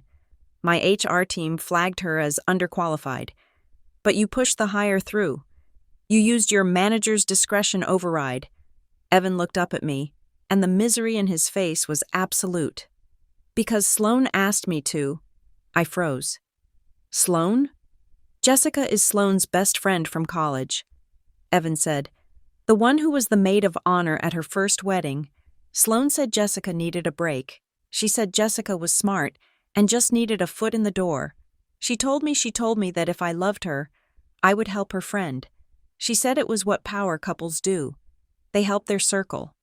I sat back, the leather of my chair creaking in the silence. It fit. It fit perfectly. Sloan wanted to play the role of the benevolent matriarch, the one who bestowed favors and jobs. She had pressured Evan to hire her friend, and Evan, desperate to prove he was a big shot who could pull strings, had bypassed HR to do it. And Jessica? I asked. Why would she leak the data? She didn't mean to leak it to the market, Evan said, his voice hollow. She sent it to Sloan. My blood ran cold. She sent confidential acquisition data to my sister? Sloan wanted proof, Evan said. She kept asking me about the big project. She wanted to know the details so she could brag to her friends, or maybe post about it in her cryptic way. I wouldn't tell her. I told her it was classified. So she went around me. She asked Jessica. Jessica wanted to please Sloan. She pulled the file and sent it to Sloan's personal email on Friday night. I stood up. I walked to the window and looked out at the rain. My sister. My own sister was the recipient of stolen corporate data. She hadn't done it for money. She hadn't done it for corporate espionage. She had done it for clout. She wanted to know the secret so she could feel important. She had compromised a $450 million deal because she couldn't stand being out of the loop. Does Sloan know she has committed a federal crime? I asked, my voice quiet. I don't think she thinks it is a crime, Evan said. She thinks it is just gossip. She thinks rules are for other people. I turned back to him. This is not gossip, Evan. This is insider information. If she trades on it, she goes to jail. If she shares it, she goes to jail. And you? You facilitated it. I know, Evan said. That is why I am here. I am not asking you to save me. I am asking you to save the innocent people on my team. Don't fire the whole department. Fire me. Fire Jessica. But don't let Sloan's ego destroy the careers of the other 10 people in that room. I looked at him. For the first time, he sounded like a leader. A broken one, but a leader nonetheless. We are going to do this by the book, I said firmly. I will have the internal audit team secure Jessica's terminal. We will trace the email. If the data went to Sloan and stopped there, we can contain the damage. We can frame it as a personnel breach rather than a market leak, but Jessica will be terminated immediately, and legal will be contacting Sloan to have her devices scrubbed. She will hate you forever, Evan said. She already hates me, I replied. She hates me because I am the mirror she does not want to look into. I walked back to the table and sat down. And as for you, Evan, he braced himself. You are suspended pending the completion of the investigation, I said. You hired an unqualified candidate due to personal pressure. That is a failure of judgment. You allowed a security culture where passwords were shared. That is a failure of leadership. I understand, he said. However, I continued, you came forward. You identified the source. You tried to protect your team. That counts for something. I leaned forward. You said you thought Sloan was ambitious. You admired that about her. I did, Evan said. I thought she was a shark. I thought we were the same. Sloan is not a shark, I said. Sharks swim forward. Sloan treads water and splashes to make waves so people look at her. That is not ambition. Evan, that is the terror of being ordinary. She is so afraid of being average that she will burn down a skyscraper just to look like she is holding the matches. Evan looked at me, his eyes searching my face. And what about me? Was I just a match? You were a prop, I said. She didn't love you, Evan. She loved that you worked at a tech giant. She loved that she could tell people she was marrying a Vantagrid executive. Why do you think she wants you to quit now? Because if you work for me, you are no longer a status symbol. You are a reminder that she is not the most powerful Parker sister. He slumped in his chair. The truth was heavier than the fear of being fired. I looked down on you, he whispered. At dinner, I sat there and I judged you. I thought you were weak because you were quiet. I thought your startup was a joke. I know, I said. I am sorry, he said. I am sorry I didn't see you. Do not apologize for the data, I said sharply. And do not apologize for the startup comment. That is not the error. He looked confused. The error, I said, is that you needed me to be a failure so you could feel successful. You used my life as a measuring stick to make yourself feel taller. That is what you need to apologize for. Not to me, to yourself. Because a man who needs to stand on someone else's neck to see the horizon is not a giant. Evan, he is just a man on a box. He stared at me, his mouth slightly open. The words hit him hard, stripping away the last of his defenses. What do I do now? He asked. You go home, I said. You wait for the call from legal, and you decide who you want to be. Do you want to be the man who plays a role in Sloan's fantasy? Or do you want to be a man who does the work? I stood up. The meeting was over. And Evan? He stood up too, looking unsteady. Yes? Tell Sloan I am not calling her, I said. If she wants to talk to the chair, she can make an appointment. If she wants to talk to her sister, she can come to my apartment and apologize for stealing my data. But until then, the board is closed. Evan nodded. He looked at me one last time, a mixture of fear and a strange, new respect. Thank you, Abigail, he said. Goodbye, Evan. He walked out of the glass box. I watched him go. He looked lighter, somehow, like he had lost everything. But in doing so, he had finally found the ground. I turned back to the window. The rain was stopping. The clouds were breaking apart, revealing the steel gray of the sound below. I had the truth. I had the leak. But the hardest part was yet to come. I had to go to war with my own family, not to destroy them, but to stop them from destroying themselves. I picked up the phone on the conference table and dialed Naomi. Get me the general counsel, I said, and draft a cease and desist letter. We have a data breach to contain. Who is the recipient of the letter? Naomi asked. I closed my eyes for a brief second. Sloan Parker, I said.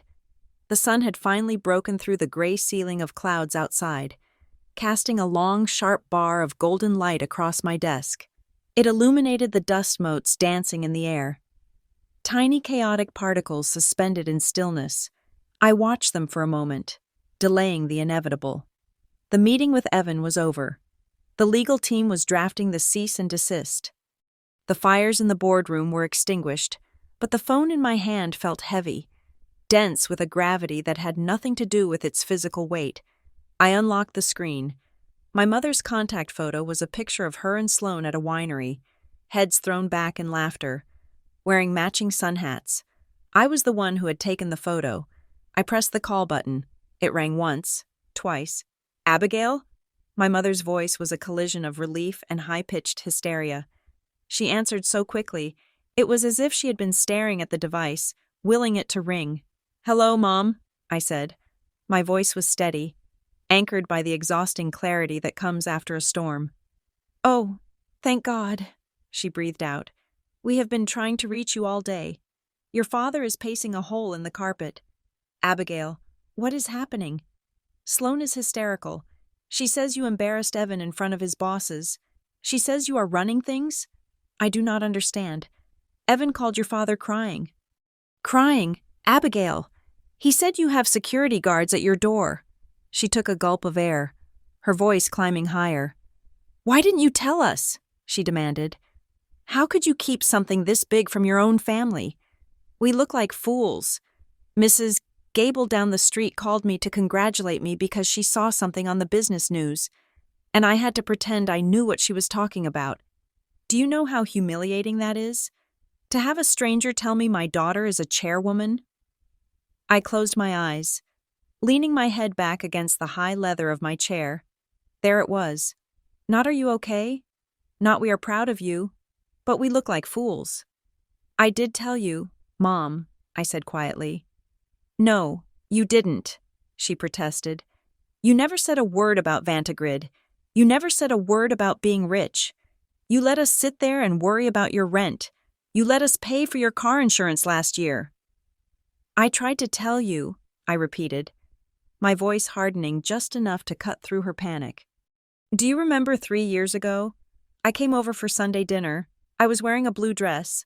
I brought a bottle of Dom Perignon. I don't know. Abigail, we have a lot of dinners." "I do," I said. "I remember it perfectly. We had just closed our Series A funding. I had a check for $4 million in the company account. I sat down at the table and said, 'Mom, Dad, I have amazing news. My company just got funded.'" There was a silence on the line, a staticky, uncomfortable pause. "And do you remember what you said?" I asked. "I am sure we were happy for you," she said defensively. "No," I said. "You looked at me and said, 'That is nice, honey, but please pass the potatoes. Sloane is telling us about her new spin class instructor.'" "Abigail, that is not fair," she snapped. "You know how sensitive Sloane is." "And then," I continued, ignoring her, 6 months ago, I tried again. I told you I had been appointed to a major board. I started to explain the governance structure. And Dad turned up the volume on the television because the Seahawks game was starting. "We didn't understand." My father's voice suddenly boomed through the speakerphone. He must have snatched the phone from her. "You talk in riddles, Abigail, algorithms, logistics, platforms. It sounds like nonsense.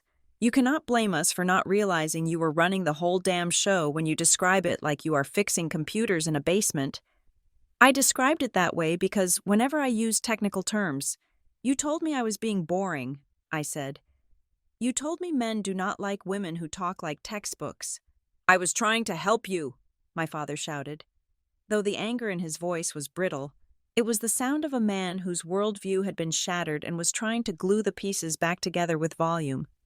"We are your parents. We have a right to know. You made us look like outsiders in our own lives. You made us treat you like you were nothing." "I didn't make you do anything, Dad," I said. "You treated me like the version of me you were comfortable with, the version that needed you, the version that made Sloane look shiny by comparison." "That is a cruel thing to say," my mother sobbed. She was back on the line now, or leaning close to it. "We love you both equally. We worry about you. You are so quiet. You are so alone. We just wanted you to be safe." I swiveled my chair around to look out at the city. The sun was dipping lower, painting the glass towers in shades of violet and bruised orange. Safe, I repeated. That is a funny word. Did you want me safe? Or did you want me in character? What does that mean? My mother asked, her voice trembling. It means you were comfortable with me being the failure, I said. It made the family dynamic work. Sloane was the star. I was the audience, and you were the producers. If I am the chairwoman of Vantagrid, the whole play falls apart, doesn't it? If I am the one with the power, then Sloane is just a woman with a maxed-out credit card and a superiority complex. And you are the parents who bet on the wrong horse. Don't you dare speak about your sister like that, my father growled. She is devastated. She has been crying for 6 hours. She says you have ruined her engagement. Her engagement was built on a lie. Dad, Evan didn't know who I was because he didn't think I was worth looking at, and Sloane didn't tell him because she was ashamed of me. I didn't ruin anything. I just turned on the lights. She is your sister, my mother pleaded. Family helps family. That is the rule. We helped you. We paid for your braces. We co-signed your first apartment lease. Now you are in a position to help. And you are destroying her. I am not destroying her, I said wearily. I am holding her accountable. She stole data. Mom. She manipulated her fiancé into violating federal securities laws. Oh, stop with the legal mumbo-jumbo. My father dismissed. It is just paperwork. Nobody died. Listen to me. Abigail, we need to fix this. We need to stop the bleeding. I felt a cold knot tighten in my stomach. Fix it how? Sloane says there is a way out, my mother said, her voice dropping to a conspiratorial whisper. She says if you just make a statement, a public statement, say that you appointed her as a consultant, a strategic advisor, something with a nice title, just for the transition. It justifies why she had the information. It makes her look important. It saves Evan's face because he can say he was collaborating with a consultant. I sat perfectly still. My hand gripped the phone so hard my fingers ached. They weren't calling to apologize. They weren't calling to understand.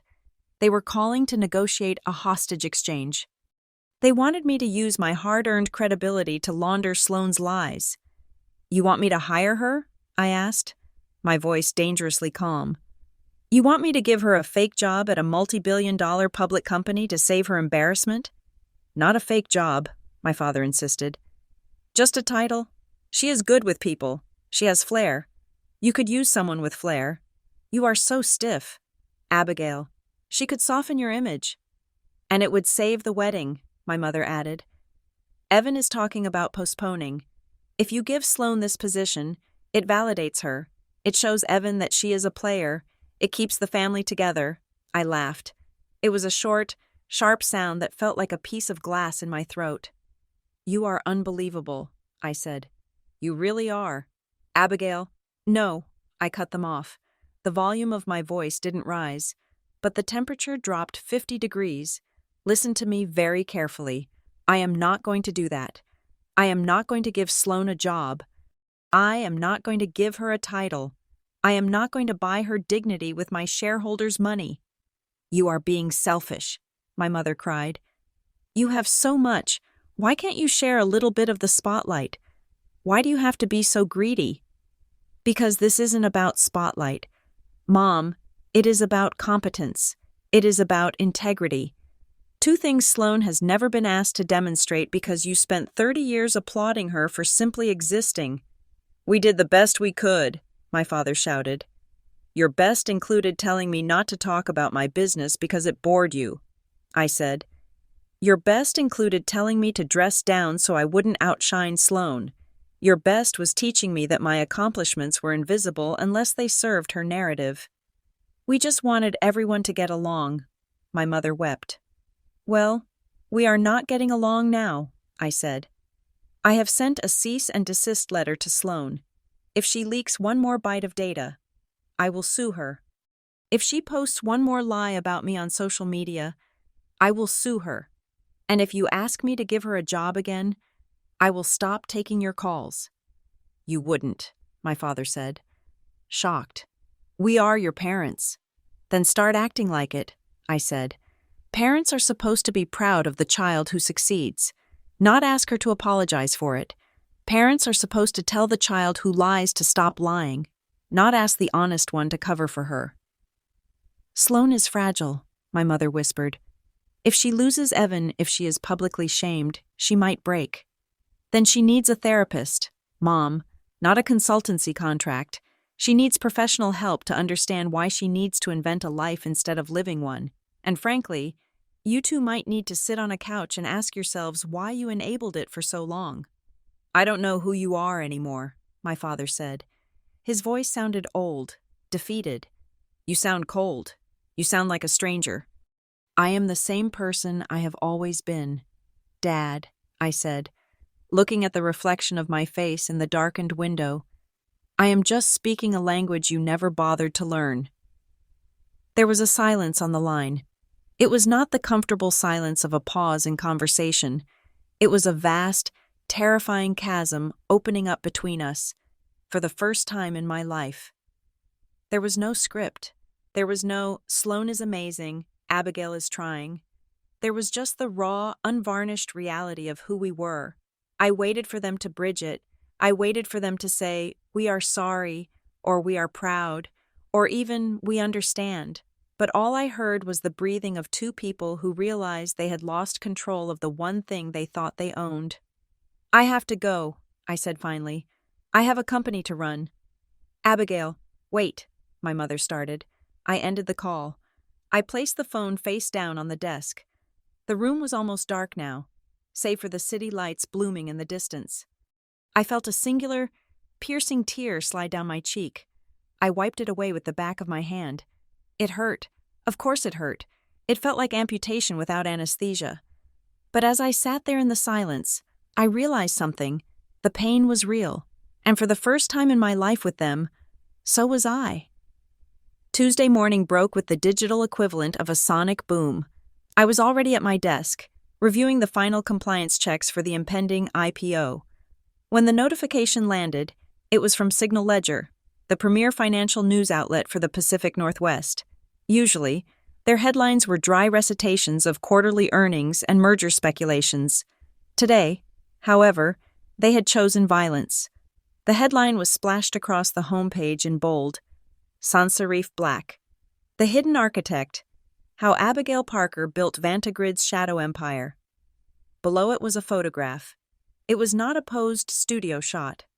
It was a candid taken yesterday as I exited the building, captured by a freelance photographer who had evidently been tipped off by the commotion.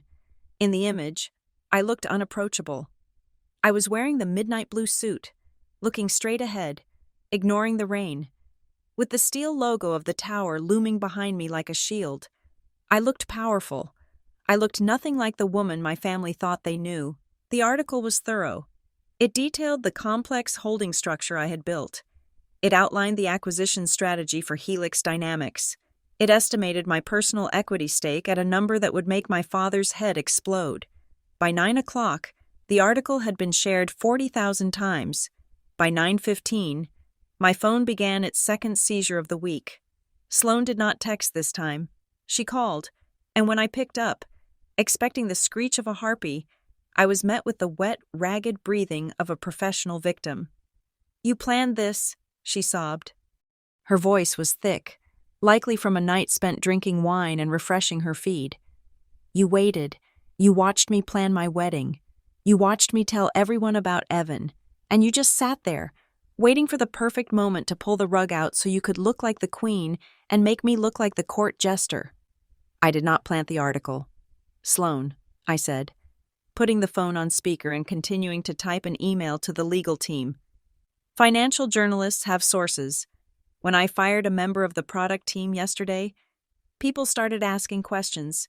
This is cause and effect, not a conspiracy." "You ruined everything," she wailed. "Do you know what people are saying? They are laughing at me. They are digging up my old posts where I talked about supporting my struggling artist sister. They are calling me delusional. You did this to me. You made me small so you could feel big. I am hanging up now. Sloan, I said. If you hang up, you prove you don't care about family. I tapped the red icon. The silence that followed was luxurious, but short-lived. At 10 o'clock, Naomi walked into my office. She looked like she was trying to suppress a smile, which was uncharacteristic for her. She was holding her tablet like it was a holy relic. You need to see this, she said. It is trending on X. It is trending on Threads. It is even trending on LinkedIn, which is frankly impressive. What is it? I asked, looking up from the audit reports. Did Sloan post another picture of a sunset with a caption about betrayal? Better, Naomi said. She tried to spin the narrative. She emailed the Market Watchman. You know him? The anonymous blogger who hates tech elites? I nodded. The Market Watchman was a vicious gossip columnist who prided himself on exposing the arrogance of the wealthy. Well, Naomi continued, sliding the tablet onto my desk. Sloan sent him a tip. She tried to frame you as the deceptive, manipulative sister who hid her wealth to test her family's loyalty. A real Cinderella gone wrong story. She wanted him to write an exposé on how you gaslighted your poor, middle-class parents. I looked at the screen. The blog post was titled, When the Whistleblower Forgets to Delete the History. She sent him the email, I said, reading the text. What is the problem? That sounds like exactly the kind of story he would love.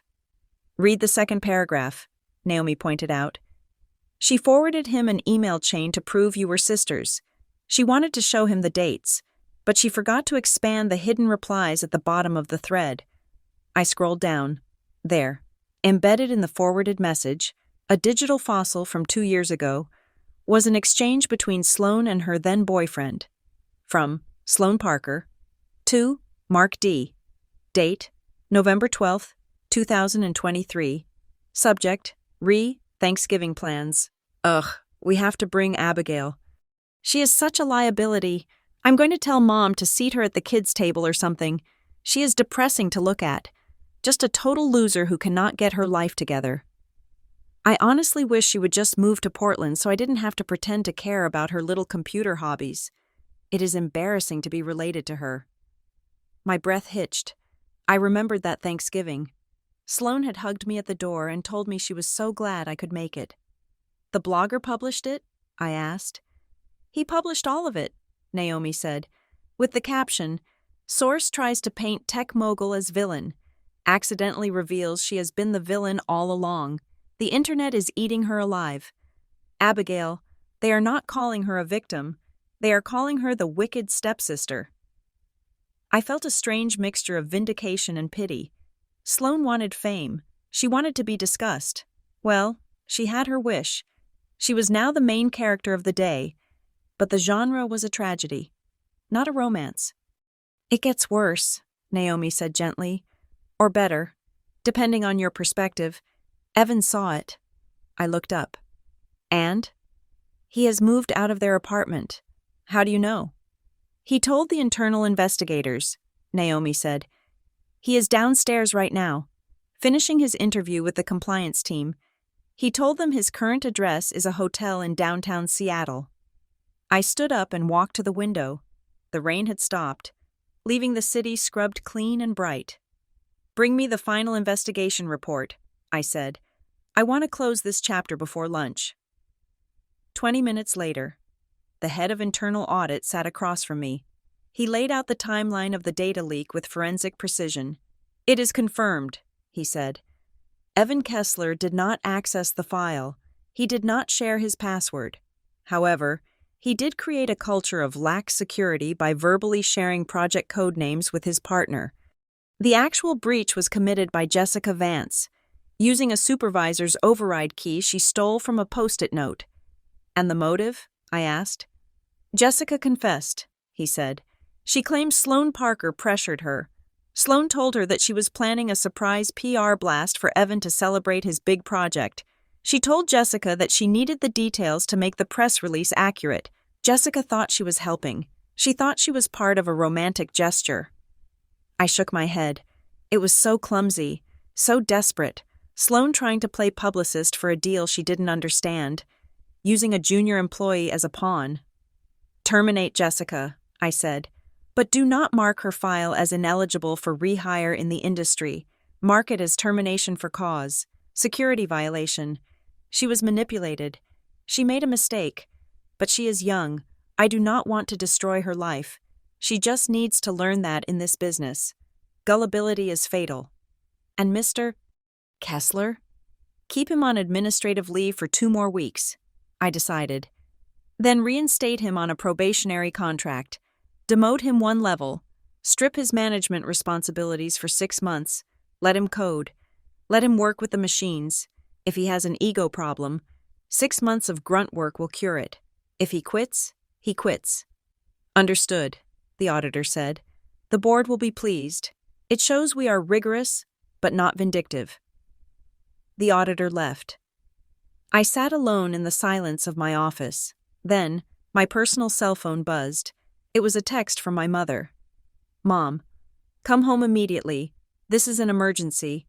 I didn't go. Instead, I replied, I am working. If you want to talk, you can come to my office. I have a security clearance waiting for you. They didn't come. They knew the rules had changed. Later that afternoon, I received a call from the front desk. Ms. Parker, the receptionist said, your sister is here. She does not have an appointment. She says she has a business proposal. I hesitated. My instinct was to have security escort her out, but curiosity, or perhaps the desire to see this through to the bitter end, won out. Send her up, I said, but tell her she has 10 minutes, and tell her if she raises her voice, the meeting ends. Sloane entered my office like a fugitive. She was wearing sunglasses, a trench coat, and a scarf wrapped around her head, as if she were a celebrity dodging paparazzi. The reality was that no one in the lobby had recognized her. The internet moves fast. She was already yesterday's villain. She took off the glasses. Her eyes were swollen. Her makeup was patchy. You look terrible, I said. Thank you, she snapped, sitting down without being asked. I see you are enjoying your throne. I am working. Sloane, what is the proposal? She took a deep breath. She reached into her bag and pulled out a folder. It was flimsy, the kind you buy at a drugstore. I can fix this, she said. Her voice was shaking, but she was trying to inject it with her old bravado. The PR nightmare, the blog post, the engagement. The engagement? I asked. I heard Evan moved out. He is just throwing a tantrum, Sloane said dismissively. He said some awful things. He told me I don't see people. I only see ladders. Can you believe that? After everything I did to build him up? He was right, I said. Whatever, she waved a hand. He will come back. He needs me. He has 0 social skills. But right now, the problem is the optics. People think we are fighting. It looks bad for Vantigrid stock, doesn't it? A family feud? The stock is up 4% today, I said. The market likes a chairwoman who puts integrity above nepotism. Sloane flinched. She looked around the office, her eyes hungry as they took in the view, the expensive furniture, the awards on the shelf. Okay, fine, she said. But you still need image management. Look, I have an idea. You hire me. Not as a consultant, as the internal communications liaison. I can handle the soft news. I can write the newsletters. I can spin this whole sister thing into a positive. The Parker sisters. 2 sides of the same coin. It shows unity.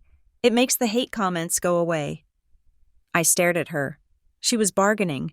She was standing in the ruins of her reputation, holding a match, and asking me to buy her a gallon of gasoline. You want a job? I asked. I am offering a service, she corrected. I need this. Abigail, I lost my clients this morning. The agency dropped me because of the blog post. I have rent due. I have a wedding deposit to pay. If the wedding happens, you owe me this. I was the one who protected you in high school. I was the one who told Mom to go easy on you when you didn't get into the Ivy League. You told Mom to go easy on me because you wanted to be the only one she bragged about, I said. That is not true. It is true, I said calmly, and the answer is no. Sloane's face crumpled. What? I am not hiring you. Sloane, I am not giving you a title to hide behind. You are toxic to this organization. You leaked data. You lied to the press. You are a liability. I am your sister, she screamed, standing up. You cannot just leave me out in the cold. I will be a laughingstock. You are already a laughingstock, I said brutally, and a job title won't fix that. The only thing that will fix it is if you stop performing and start living. Go get a real job. Sloane, start at the bottom, work your way up, learn what it actually feels like to earn something instead of pretending you already have it. Sloane stared at me. Her hands were shaking. The desperation in her eyes hardened into something colder, something jagged. You think you have won, she hissed. You think because you have this office and this money, you are better than me. But you are still just the weird little sister who doesn't know how to be human. Maybe, I said. But I am the weird little sister who signs the checks. I will make you pay for this, she whispered. I have one card left to play. You think the blog post was bad? Wait until the IPO ceremony. Wait until I tell everyone what you really are. And what am I? Sloane? You are a fraud, she said. And I am going to prove it. She turned and stormed out of the office. I watched the door close. I didn't feel fear. I felt a deep, exhausting sadness. She didn't have a card left to play. She was bluffing with an empty hand, but she was so addicted to the game that she would keep betting until she had lost not just her chips, but her soul. I picked up the phone. Naomi, I said, alert security. My sister is permanently banned from the building, and call the event coordinator for the listing ceremony on Friday. We need to tighten the perimeter. I have a feeling we are going to have a crasher. Understood, Naomi said. Are you okay? I am fine, I said. I just watched a ghost try to haunt a house she doesn't live in anymore.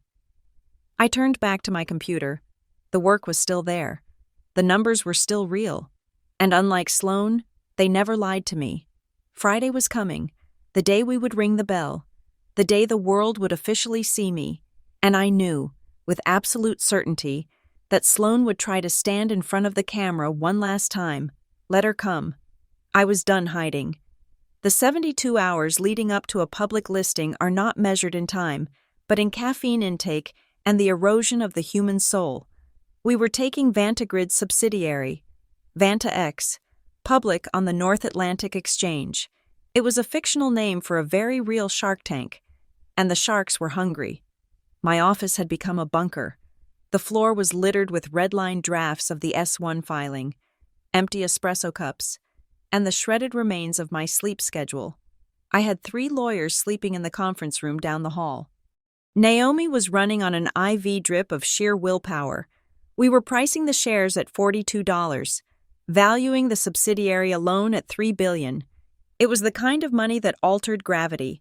But while the financial world was looking at the numbers, my personal world was undergoing a strange, clumsy realignment. My phone rang on Wednesday afternoon. It was my father. Abigail, he said. His voice lacked its usual boom. It sounded tentative, like he was speaking to a police officer who had just pulled him over. Your mother and I were watching the financial news channel, the one with the ticker tape at the bottom. Okay, I said, signing a document without looking up. The man on the TV, the one with the suspenders, he said, you are a contrarian operator. Is that good? I paused. The pen hovering over the paper. A week ago, my father would have asked if I had found a husband yet. Now, he was trying to decode Wall Street jargon to understand his own daughter. It means I do not do what everyone else does. Dad, and yes, in this context, it is good. It means I make money when others lose it. Oh, he said. That sounds smart. We didn't know you knew how to do that. We thought you just liked computers. I do like computers, I said gently, because they do what I tell them to do. Right. Well, Mom bought a copy of Forbes. She put it on the coffee table, on top of the magazine Sloane brought over last month. It was a small gesture, almost microscopic, but it was a seismic shift for the Parker household. They were trying. It was awkward, and it was late, but they were trying to rewrite their own internal programming. "Thank you, Dad," I said. "Sloan hasn't called us in 2 days," he added, his voice dropping. "She sent a voicemail. It sounded bad. She wants to see you." "I know," I said. I heard it. I had listened to the voicemail 3 times. It wasn't the angry screeching of the previous week. It was barely a whisper. "Abigail, it is me. I am at that diner on 4th, the one with the broken sign. I don't know what I need, but I don't know who I am if I am not better than you. And right now, I am nothing. Please." I agreed to meet her, not because I wanted to gloat, and not because I wanted to save her. I went because the silence after the war is often louder than the bombs, and I needed to hear what she had to say when the smoke cleared. The diner was in a part of Seattle that the tech boom had missed. It smelled of stale frying oil and wet raincoats. The vinyl booth was cracked, revealing yellow foam underneath. Sloan was sitting in the back corner. She was wearing a tracksuit and a baseball cap pulled low. She had no makeup on.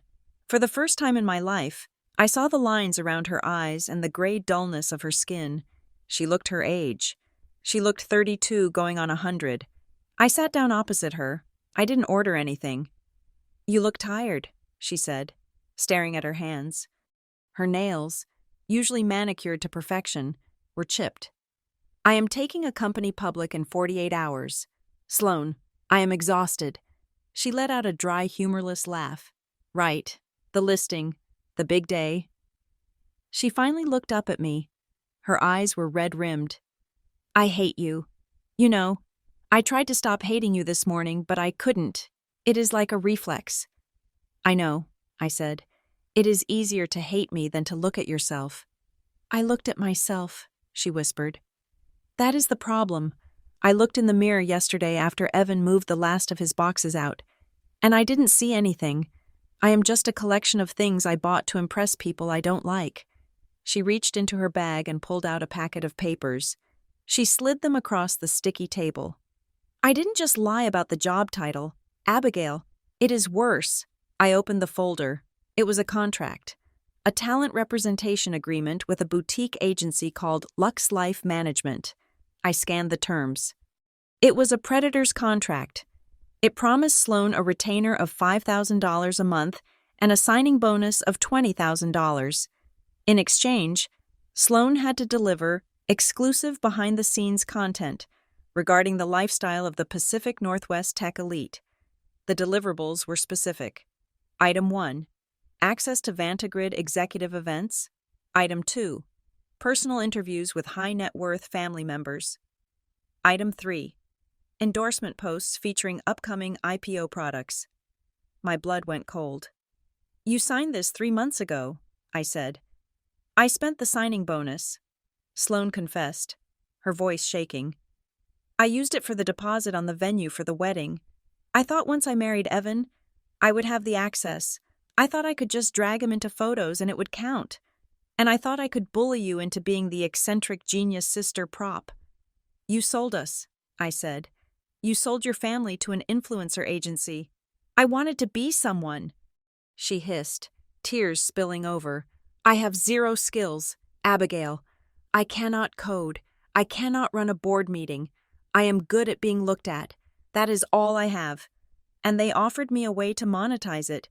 They said I could be the next lifestyle brand. And now? Now they are suing me," she said, putting her head in her hands. "I took the $20,000. I promised them content from the listing day. I promised them a photo of us, me, you, and Evan, at the bell-ringing ceremony. If I don't deliver, they are suing me for breach of contract and fraud. They want the $20,000 back, plus damages. I don't have it. Abigail, I have $40 in my checking account." I looked at the contract again. It was watertight. She had defrauded them by promising access she didn't have. "So that is why you are here," I said. "You don't want forgiveness. You want a photo op. Please," she begged, reaching across the table to grab my hand. Her grip was clammy. "Just let me come on Friday. Just let me stand next to you when you ring the bell. Let me take one selfie with the Vanta X logo. That is all I need to fulfill the contract. Then I will go away. I promise. I will disappear." "And then what?" I asked. "You post the photo, you keep the money, and you keep pretending you are part of a world you haven't earned. You keep feeding the beast that is eating you alive." "I just need to survive this week," she cried. "If they sue me, I go bankrupt. Evan is gone. Mom and Dad are looking at me like I'm a stranger. You are the only one who can fix this." I pulled my hand away. It would be so easy. It would cost me nothing to let her stand there. It would save her from bankruptcy. It would smooth things over with our parents. It would be the nice thing to do. But it would be the worst thing I could do for her. If I saved her now, she would learn nothing. She would learn that she could lie, cheat, steal data, and sell her family. And as long as she cried hard enough at the end, I would write a check to cover the damage. She would never stop. She would just find a bigger lie next time. "No," I said. Sloane stopped breathing. "What?" "I am not going to let you come to the ceremony," I said. "You are not walking onto that floor. You are not taking a selfie." "You are going to let them sue me?" she shrieked. "You are going to let me go bankrupt over $20,000? You make that in an hour." "I am not going to let you go bankrupt," I said. Reaching into my blazer pocket, I pulled out a business card. It was not mine. It was the card of a shark-toothed litigator I used for hostile contract disputes. "This is Marcus Hale," I said, placing the card on the contract. "He is expensive, and he is mean. I will pay his retainer. He will tear this agency apart. This contract is predatory. They didn't do due diligence on your actual access. He will get the lawsuit dropped, and he will probably get you a settlement for deceptive practices." Sloane stared at the card. "You will pay for the lawyer?" "Yes," I said, "but there are conditions." "What conditions?" "One," I said, holding up a finger. "You deactivate your public social media accounts. Today, all of them. You go dark, no stories, no posts, no lifestyle brand. You stop performing for strangers." Sloane looked like I had asked her to cut off a limb. "But my followers are not your friends," I cut her off. "Two, you start therapy, not with that life coach you see who tells you to manifest your destiny. A real clinical psychologist. I have a list. You go twice a week, and you sign a waiver so I can confirm you are attending. You don't have to tell me what you say, but I need to know you are in the room." "And three?" she asked, her voice trembling. "Three," I said, leaning in close. "You get a job. A real job, not a consultancy. You go work in retail. You go work in a coffee shop. You go work somewhere where you have to clock in and serve someone else. You need to learn that labor has dignity, even if nobody is taking a picture of it." Sloane stared at me. Her face went through a kaleidoscope of emotions: anger, bargaining, grief. She wanted the easy way out. She wanted the photo. "If you do those three things," I said, "I will cover your rent for 6 months while you get back on your feet, and I will pay for the lawyer to save you from this lawsuit. But if you post one photo or miss one therapy session, the money stops, and you are on your own." "Why?" she whispered. "Why are you doing this? Why not just give me the money?" "Because I don't want a fan," I said. "And I don't want a liability. I want a sister, and I cannot have a sister until you figure out who you are when the camera is off." The silence stretched between us, heavy and thick with the smell of old coffee. The rain drummed against the window. Sloane looked at the contract. Then she looked at the business card. Then she looked at me. "I don't know if I can do it," she said. "I don't know how to be nobody." "You are not nobody, Sloane," I said softly. "You are just Sloane, and that has to be enough, because right now, Sloane is all you have left." She reached out and took the business card. Her fingers were shaking, but she held it tight. "Okay," she whispered. "Okay." She didn't say thank you. She didn't hug me. She just sat there, clutching the lifeline I had thrown her, looking terrified of the work ahead. I stood up, I placed a $20 bill on the table for the coffee neither of us had ordered. "Call Marcus," I said.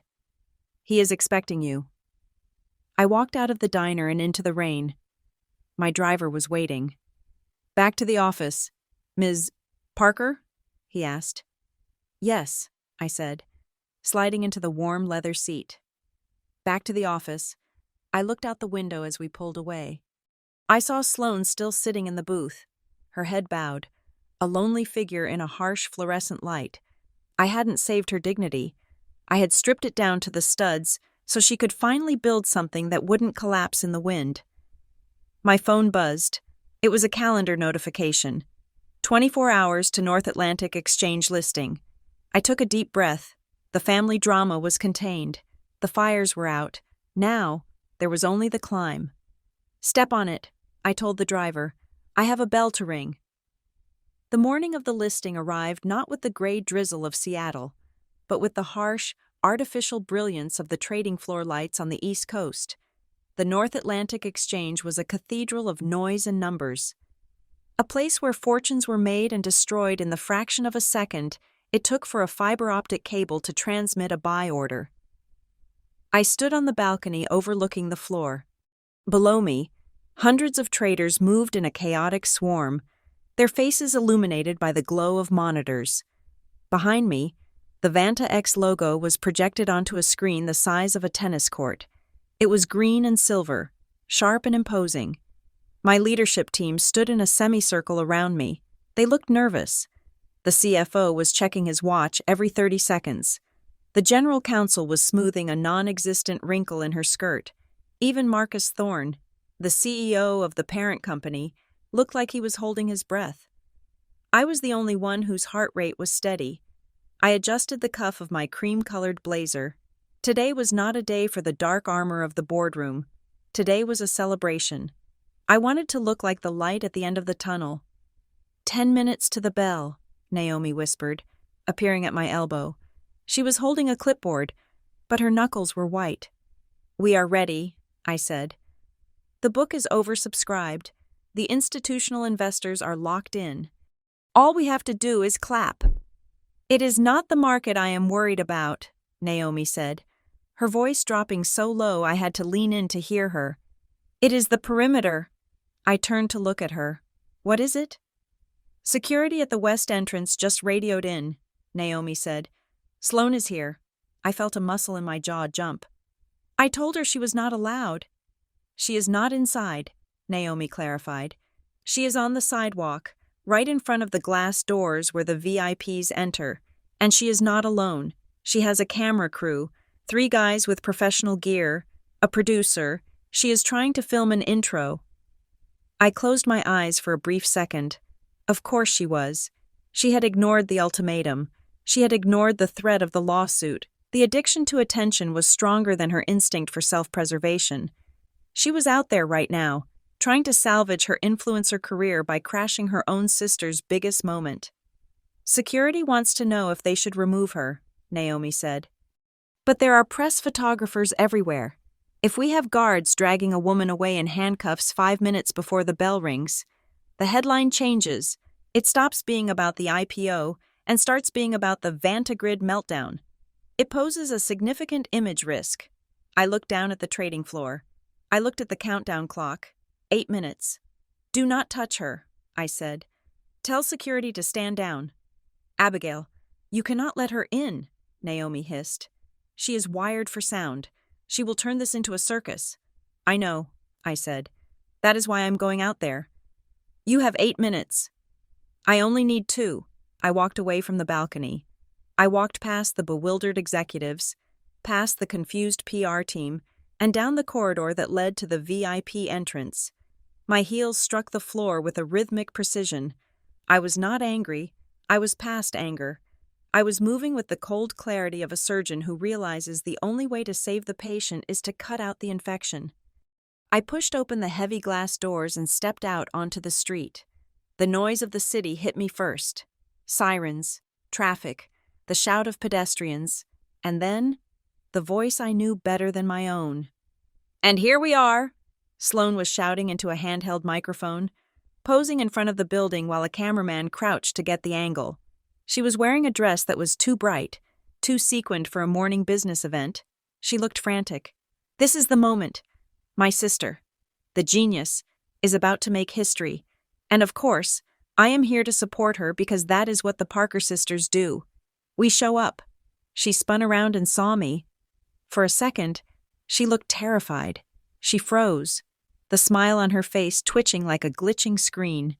Then, she saw the camera was still rolling, and she switched back into character. "Abigail," she cried, opening her arms as if to hug me. "Oh my God, you came out to get me.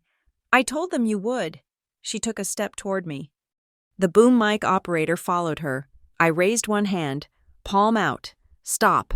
It was a small gesture, but it had the weight of a command. Sloane stopped. The cameraman stopped. "Cut the feed," I said. "We are live, baby," the producer shouted from behind Sloane. "This is gold. Keep going." I looked at the producer. I didn't shout. I didn't scowl.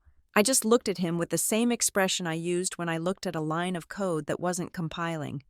"If you do not turn that camera off in the next 5 seconds," I said, "I will have your permit revoked, your equipment confiscated for trespassing on private frontage, and I will sue your production company for unauthorized commercial use of my image before you can upload the file." The producer blinked. He looked at the security guards standing behind the glass, hands on their belts. He looked at my face. He lowered the camera. "Cut it," he muttered. The red light went off. Sloane deflated. Her shoulders slumped. The frantic energy drained out of her, leaving her looking small and gaunt in the daylight. "You are ruining it," she whispered. "I just needed one shot. Just one shot of us hugging." "Look at me, Sloane," I said. She wouldn't. She looked at her shoes. She looked at the traffic. "Look at me," I said again. She raised her eyes. They were swimming with tears. Real tears. Not the pretty, cinematic crying she did for her followers. This was the ugly, messy grief of a woman who realizes she is naked in public. "You have a choice," I said. My voice was soft, but it was as hard as the pavement beneath our feet. "You are standing at a threshold. Behind you is the street. Behind you is the camera crew, the fake followers, the lawsuit, the exhaustion of pretending to be someone you are not. If you stay out here with them, that door stays closed. I go back inside. I ring the bell, and you go home to a lawyer." Sloane swallowed hard. A tear tracked through her heavy foundation. "And the other choice?" she asked, her voice trembling. "You take off that microphone," I said. "You send those people away. You wipe your face, and you walk through that door with me, not as an influencer, not as a content creator, not as the Parker sister. You walk in as Sloane, my sister. You stand in the back. You do not speak to the press. You do not take a selfie. You just watch." I took a step closer to her. "You watch me," I said. "For the first time in your life, you just stand there and witness someone else's moment without trying to steal it. You learn what it feels like to be proud of someone other than yourself." Sloane looked at the producer, who was waiting for her signal to start filming again. She looked at the microphone clipped to her dress. It was a heavy black plastic beetle, a parasite feeding on her dignity. "I can't," she whispered. "If I go in there as just me, I am nobody. If you come in there as just you," I said, "you are the only person who matters to me." The silence stretched between us. The city noise faded into a dull hum. Sloane reached up. Her hand was shaking. She unclipped the microphone. She held it for a second, staring at it like it was a weapon she was surrendering. Then she dropped it. It hit the sidewalk with a hollow clatter. She turned to the producer. "Go away," she said. "But the contract," the producer started. "I said go away," Sloane screamed. It was a raw, guttural sound. "I am done. Leave me alone." The crew backed off. Sensing the collapse, they began to pack up, muttering curses. Sloane turned back to me. She wiped her face with the back of her hand, smearing her lipstick, stripping away the mask. She looked terrible. She looked beautiful. "Okay," she said. "Okay, Abigail." I didn't hug her, not yet. She needed to walk on her own. "Come on," I said. "We are late." I turned and walked back toward the glass doors. I didn't look back to see if she was following. I had to trust that she was. I heard the click of her heels behind me. Hesitant at first, then steady. We walked through the lobby. We took the elevator up. When we walked onto the balcony overlooking the trading floor, the room fell silent for a beat.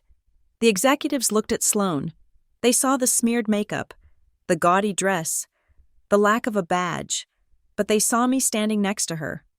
"This is my sister," I said to the room. "She is observing." I pointed to a spot near the back wall, away from the cameras, away from the center stage. "Stand there," I told her. Sloane nodded. She walked to the spot. She clasped her hands in front of her. She looked small, but she was there. I walked to the podium. The countdown clock hit 10 seconds. 10, 9, 8. I looked out at the crowd. In the sea of faces, I saw Evan. He had been allowed to attend as part of the probationary team. He was standing near the monitors. He wasn't looking at the screens. He was looking at Sloane. He looked shocked. He looked like he was seeing a ghost. For the first time, he was seeing Sloane do something that offered her absolutely no reward. She was just standing there, witnessing, and in his eyes, I saw a flicker of something that looked like forgiveness. 3, 2, 1. I reached out and pressed the button. The bell rang. It was a crisp, piercing sound that signaled the beginning of a new era. Confetti cannons fired, filling the air with silver and green paper. The room erupted in applause. The screens behind me flashed the opening price, Vanta X, open, $52. We had popped $10 above the target. We were a hit. People were cheering. Hands were clapping my back. I smiled, waving to the floor below. I made the obligatory speech, but I kept it short. "Thank you," I said into the microphone. "We built this company on a simple principle. Code does not lie. Efficiency does not brag. We built something real, in a world that is obsessed with the appearance of success. We chose the substance of it, and today, the substance won." I looked over the heads of the cheering bankers. I looked to the back of the room. Sloane was crying. She wasn't covering her face. She wasn't looking for a camera. She was just crying. Quietly. Watching me. She gave me a small, shaky thumbs up. It was the first honest thing she had given me in 20 years. 2 hours later, the chaos had subsided. The interviews were done. The champagne was empty. I found Sloane sitting on a bench in the hallway outside the executive suites. She had taken off her heels. She was holding a cup of lukewarm water. I sat down next to her. "You did it," she said, her voice hoarse. "You really did it." "We did it," I said. "You stood there. That was the hardest part." "I wanted to run," she admitted. "Every second. I wanted to run back to the camera. It is like an itch, Abigail. I felt like if I wasn't being recorded, I was disappearing." "But you didn't disappear," I said. "You are still here." She looked at me. "I don't know who I am," she whispered. "I have spent my whole life trying to be the person Mom wanted, or the person Evan wanted, or the person my followers wanted. I don't know what I like. I don't know what I think. I am just a mirror." "Mirrors can be broken," I said, "and the pieces can be put back together into a mosaic. It is messy, but it is art." Sloane took a sip of water. She looked down at her bare feet. "Can you teach me?" she asked. "Teach you what? Python?" "No," she laughed. A weak, watery sound. "Teach me how to see people. Evan said I don't see people. You said I don't see people. I want to learn how to look at someone and not calculate what they can do for me." I looked at her. It was a big ask. It was asking to rewire 30 years of survival instincts. "I cannot teach you," I said. "You have to learn it yourself. But I can help you practice." "How?" "Coffee," I said. "Every week, Sunday morning, 10 o'clock, Just you and me. No phones. No titles. We don't talk about Vantagrid. We don't talk about your lawsuits or your debts, which Marcus is already handling. By the way, we just talk. Talk about what? Sloane asked, looking panicked. Anything, I said. The weather, a book you read, how your coffee tastes. We practice telling the truth about small things, and we practice listening. If you start bragging, I leave. If you pick up your phone, I leave. If you try to take a selfie, I leave forever. Sloane took a deep breath. She nodded slowly. Sunday at 10, she repeated. Coffee. And Sloane? Yeah? Wear jeans, I said. And maybe a sweater, no sequins. She looked down at her ruined party dress and managed a genuine smile. Deal. She stood up, picking up her heels. She looked tired, defeated, and broke. She had lost her fiancé, her career, and her ego. But as she walked down the hallway toward the elevator, walking unevenly on the carpet, she looked more solid than I had ever seen her. I stayed on the bench for a moment longer. I listened to the hum of the building, the sound of the empire I had built. It was a good sound, but the sound of my sister's footsteps, walking away without a camera crew following her, was better. I pulled out my phone. I had 100 missed calls. I had 1,000 emails. I turned it off. I stood up and walked toward the window, looking out at the city that was no longer a backdrop for someone else's story, but a canvas for my own. The bell had rung, the market was open, and for the first time, so were we. Thank you so much for listening to this story on Leona Revenge Stories. I hope you enjoyed the journey of Abigail and the reckoning of the Parker family.